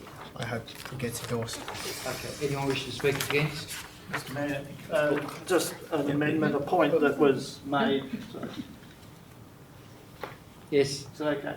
Yes, please make a point. Okay. You've got to get there in the end. I will. By the end of the meeting, I'll get it right. My apologies, Acting Mayor. One issue that seems to be perpetuated in the documentation is referring to Nelson Parade, and it has been asked in the past to remove the words watch factory because they're not correct. So just to make sure that the documentation is meaningful in every sense, then that needs to be removed. Do you have any objections to that amendment? No. Good. Thank you. I mean, Councillor Williams is quite right. It's historically incorrect, given the history of that, long history of that site. All right. Okay. Is there any further debate on this motion? All right. I'll move, or I'll put the motion. Those in favour? Those against? None. Thank you. Carried. Get the hang of it yet. Circular economy, 4.4. Okay, item 4.4.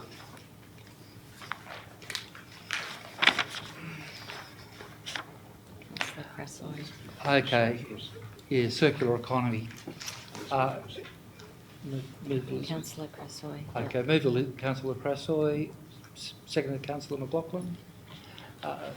Councillor Crassoy. Thank you, Mr Acting Mayor, and thank you to the General Manager and the staff for giving us some really fantastic information on your success at securing.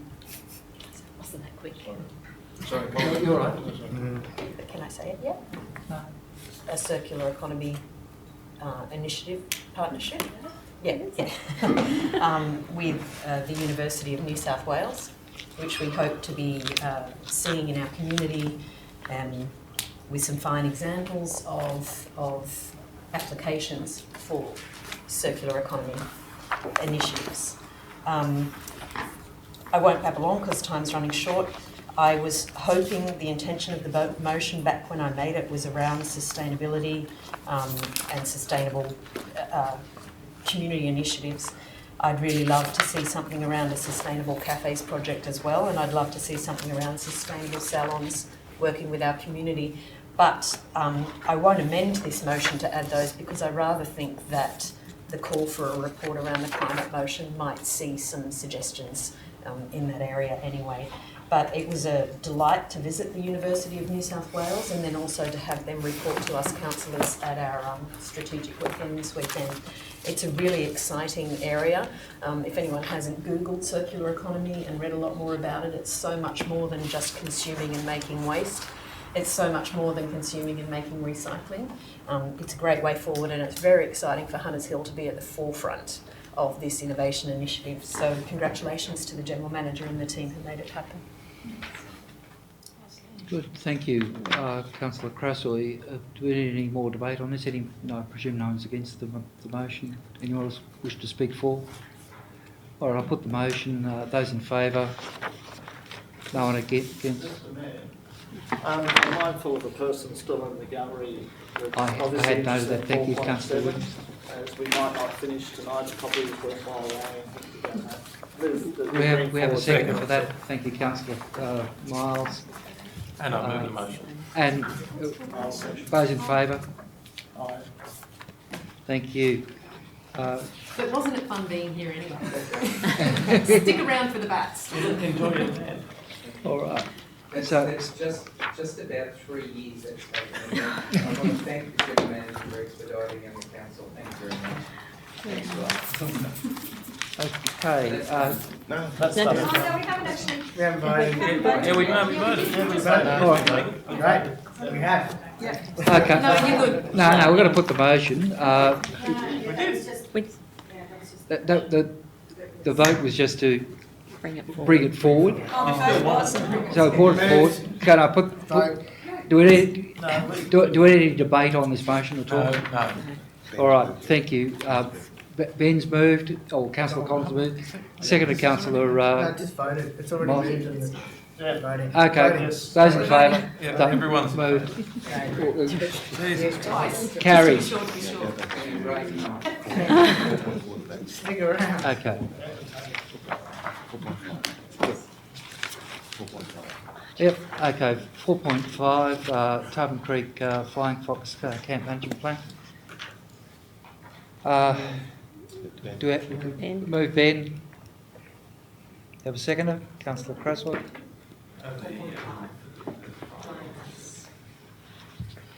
Right, Ben, you wish to speak? No. All right. Is there anyone wishing to speak against the motion? Yes, Mr Mayor. Councillor Williams. Thank you, Mr Mayor. Mr Acting Mayor. Old habits die hard, I could tell you. I've read every word of this document, and I'm still confused as to what the outcome is. It seems to take us nowhere. It states a whole lot of strategies to overcome the thing, but it says that it won't overcome the problem, particularly in terms of noise, air, noise, smell, and all the other associated things. If we implement the strategy, most of it is not achievable from a cost-effective point of view, nor reasonable for the residents to engage with. For example, we'd be asking residents to cover their cars every night, asking them to buy a gurney and hose down their yard, the impost of air conditioning and not being able to use their outside entertainment areas. It's unworkable, many of these strategies. They just don't provide the relief. We're talking about putting up acoustic barriers. How can an acoustic barrier be put up high enough to deal with a bat sitting 60 metres up in an Angophora tree? We talk about putting hedges in with fragrance. Again, most of the bats are well above whatever you could put in terms of barriers. It's biased towards the bats, the report. There is no reference in the report to Council's stated position that the bats are incompatible with urban areas or with residential areas. To me, the report needs to be reconsidered and rewritten, and I appreciate there's a legal process we have to go to, but it doesn't address the issues of credibility in terms of what are we going to do as a community. Are we going to go out and cut down trees? There's a whole lot of options here, but there's no articulation of what we're expecting out of these strategies, or which strategies we're going to employ, and how we're going to employ them, how we're going to cost them. So to me, at the moment, it's a legalistic document that meets the process, but it certainly doesn't inform myself or the community as to how we're going to achieve anything out of this. And certainly for those that are most significantly affected, appears to be going to place a whole lot of burden on them with very little gain, if any. And in terms of council's actions, there's very little gain to be had by the strategies that we're talking about of putting up sound barriers and putting up hedges and pruning back trees. To me, it really doesn't address the issues that are important to the residents in terms of maintaining livability in an affordable and practical way. Thank you, Councillor Williams. Does anyone wish to speak for the motion? Not for the motion. Just a question. I didn't notice that Jackie's still here. No, it's all right. Let's be informal. My understanding is we can't actually apply to the government to remove the colony or take any action unless this is adopted anyway. Yeah, so this is step 2. Yeah. As Ross said, a legal process, and we followed the template and the policy.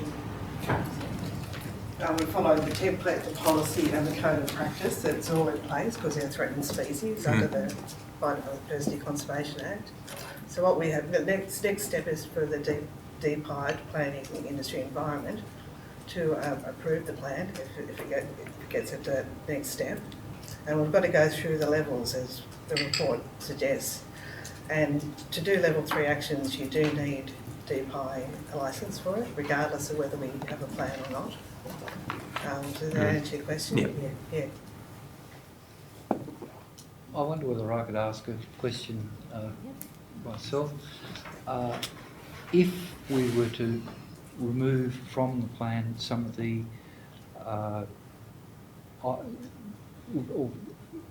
remedies that Councillor Williams suggests are unworkable, could we still get approval for that plan? Well, we can address it, like in table 8.1, there's a column that says suitability for Hunters Hill, so that can be edited. It's important to know that these are choices. It's not like a plan of management, Boronia Park, whatever, where you've got proposed actions that you must meet. This is just the first step, and they're just they're proposed actions, they're choices. We can certainly sort of look at the suitability for Hunters Hill and refine that column. Then put the other way, if this plan's approved, that doesn't in any way force us to implement the measures. The principal and you don't have to do the problem would be 13 on level 1 measures. It's just the ones that everyone agrees is the most appropriate. Yeah. And will be monitored and reported to DPI throughout that whole process and the council. So the problem that Councillor Williams sees is the principal danger there is that people will read the plan and be concerned that they may have to take those measures. Yeah, but as I said, we'll follow the template. So if we had a more stringent plan, we may not meet DPI requirements. It's a legal template, so we have to follow it. But we can certainly amend the suitability for Hunters Hill column in table 8.1. Before endorsing the report? Does that mean it has to come back to us? Well, yes. Okay. Is that correct? Yeah, so we would have to do that before we submit it? Yeah. In table 8.1, it has council decision in the it's just a proposed decision. So some of we've disregarded, like noise attenuating fences. It's not appropriate for the site. Most of them we've said council investigate and develop an action plan. So there's another step to that before implementation. So, as a council, we have the opportunity to remove some of these before it's finally implemented. Yeah, yeah. All right. Well, is any further debate required on the motion? I just really need to clarify that. If we want to change this suitability for Hunters Hill in column 8, we need to do that before we submit. Yeah, it has to be before we get approval from DPI, yeah. And if we submit it for approval from DPI and they come back and say, yes, we approve that, and we get to the point where we need a level 3 action, which, for example, in one case is cutting tall trees down to 5 metres high. That's a level 2 action. Oh, sorry, but if we get to that point, because we've put it in this document and it's been approved, we have to do that. No, before we can show that we've done that, has it worked? No, we just have to, we have to demonstrate that we've undertaken practical level 1 actions, and we have to report on that. Yeah. And then practical level 2 actions, we can argue that, you know, that cutting trees is not going to make an impact. You know, we don't have to, as I said, it's going to have another detriment, isn't it? Yeah, it's like... yeah. I know, and DPI understand that. Yeah. Yeah, so, what am I trying to say? After we've submitted the document, we can argue that. Yeah, we can argue that after, yeah, exactly, yeah. But that's exactly my point, that we're approving a document that we're going to fight.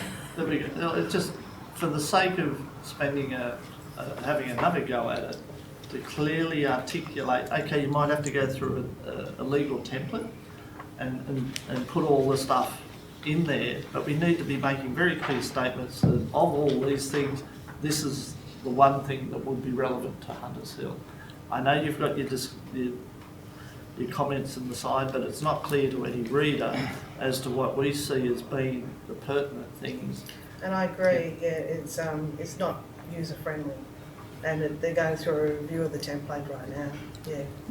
Well, can we provide some leadership, Mr Mayor, and say to them, here's your template, and these are the bits that we, like, pull them out in the table and say, this is what's relevant to Hunters Hill, this is what could be considered for implementation.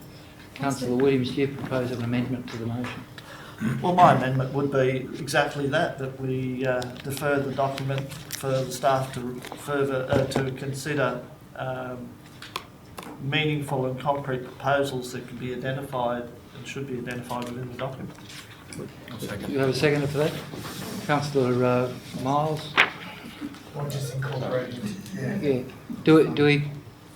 are you happy to accept that amendment, Councillor Collins? Yeah, sure. Okay, and you were the seconder of the earlier motion, so that's accepted. Have we got that properly recorded before we vote on it?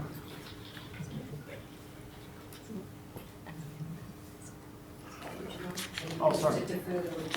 Yeah. For meaningful and concrete issues that can be applied to Hunters Hill to be clearly identified.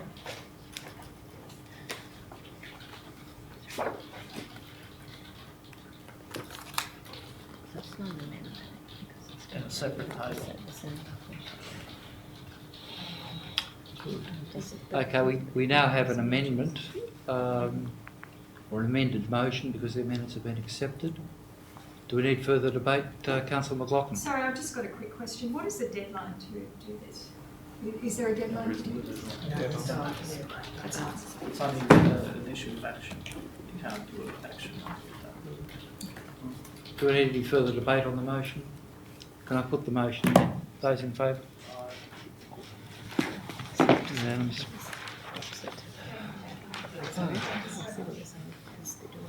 Yeah. Yes, it should have been a motion. We've done 4.5, we're 4.6. 4.6, yeah.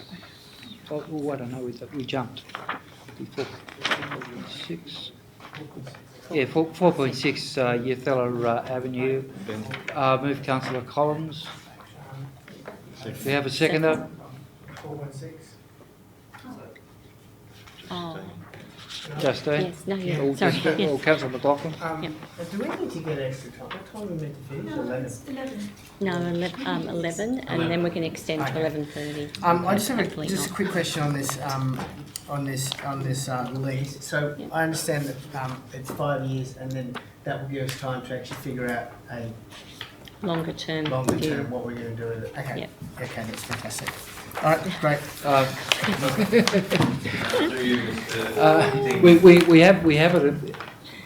We just had a question. Do we have any further questions? Yes. Yeah. Councillor Miles. Just in terms of the timing, and obviously this forms part of the potential property strategy that may look at disposals, and we need to clarify land use and things like that on this side. Is 5 years? I wonder whether 5 years is a bit of a long-term goal there in terms of this property. If through you, Deputy Mayor, if councils of a mind, you could shorten the period if you so wish. So instead of the 5, it could be 3. Yeah, the only thing I'm getting at is were we to clarify the property issues and the council was of a mind to sell, it is obviously restricted land. Were we of the mind to do that, will we run into implications where we have to discount the price of the lease if it's in a year's time and he's got 4 years of the lease left? That's the situation I would prefer to avoid in a 5 year leasing situation. So through you, Acting Mayor, if the council's of a mind to reduce the term to 3 years, that could be something you may wish to do tonight to provide that flexibility. Okay. I think it's 3 by 2. Yeah, 3 by 2. That's a good suggestion. Okay. Do we have an amendment to the motion? I'll move an amendment that we make it a 3 year by 2 year lease. Thank you. Do we have a seconder for the amendment? Or We'll incorporate it. okay. So mover and seconder are both happy for that to be incorporated? Excuse me, can I just clarify? Sorry, through you, Deputy Mayor, just to clarify, councillors, are you suggesting 3 years with a 1+1 at our option, or just 3 years? 3 years plus 2 years, or 3 years plus 1 plus 1 gives us more flexibility. 3 with at council's. Yes, at council. Yeah. Okay. Just want to clarify Okay. that. All right. If the amended, Can I ask a question? Councillor Williams. Through you, Mr. Acting, to the General Manager. Through the report, I'm confused. It sort of talks about the valuation is based on wetland, it being wetland. I just can't understand how it's classified as wetland. I know I'm probably going to be told there's some legal definition to it, but the land is way up on a hill. It's got no wetland aspects to it at all, but we seem to be valuing it on a very low base.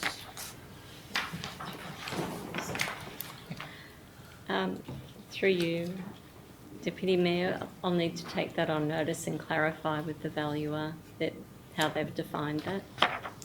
They've used the RMS definition, but I just don't know how it's applied. It's carried through to other group. No, it's not. That's All right. I know, this definition has been applied to that section. We've had the debate. Do we have any further debate on the motion now that we've got the amendment up there? Okay, can I put the motion? Those in favour? Thank you. Unanimous again. 4 points. Do we need to 4.8. 4.7. So we can possibly... Yes. Well, before we do that, I wonder whether it would be possible to move as a block 4.8 through to 4.21. If that is not possible, are there any motions that any councillor would like to speak on? Yes. Is 21 the last one? Yes. I'd like to speak on the Bush 4.19. I'd like to speak on 4.12. That'll do me. Okay, so we're moving... All right.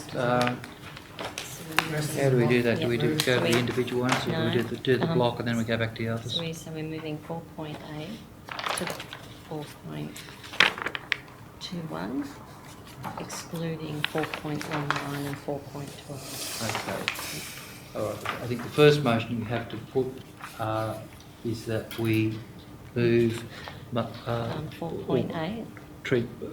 Motions 4.8 through to 4.21, excluding 4.12 and 4.19, that those motions be moved as a block.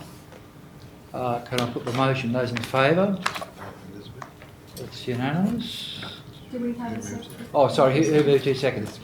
Yeah, Elizabeth, Justine. Moved unanimous, I presume? Yes. Yeah. Okay. 4.12. All right. So that's the end of one. Okay. Okay, item 4.12. Yes, Mr Mayor, I'll move the recommendation that we received and noted. Do we have a seconder? A few comments. Councillor Crassoy. Mr Mayor, it's important to note that in this this report, on page 321, just above 3.4, there's a clear statement there that the Conservation Advisory Panel is not happy with the works proposed in the chamber. More importantly, we move on to page 323, which is 4.1 other business. And again, it's important to note that the panel was not accepting of the proposed mural on the building known as the Wilson's Butcher shop building. And then really important stuff you might like to have a look at later on, but in item 2 there, the use of standard heritage conditions are quite critical, and we've tapped into the expertise of that advisory panel to pull out some very pertinent aspects that seem to have been not in play with several heritage issues that we've experienced in recent times, and places like 11 Mark Street and the ones on Ryde Road needed some additional standard conditions that provide for very clear articulation of what is expected in this municipality if you're dealing with items of heritage significance. So I commend those to council, and I think the planning staff have already looked at them and taken them on board, that they're very important in terms of preserving and progressing our understanding of the best way to maintain our heritage conservation. Thank you, Councillor Williams. The motion has been moved and seconded. Can I put the motion? Those in favour? Carried. Next item is 4.19. the minutes of the Bushland Management Advisory Committee held on 21 October. Moved Councillor Collins, seconded Councillor Williams. Yeah, to receive of that, but I'd like to make a few comments, seeing this was the inaugural meeting of the Bushland Management Advisory Committee.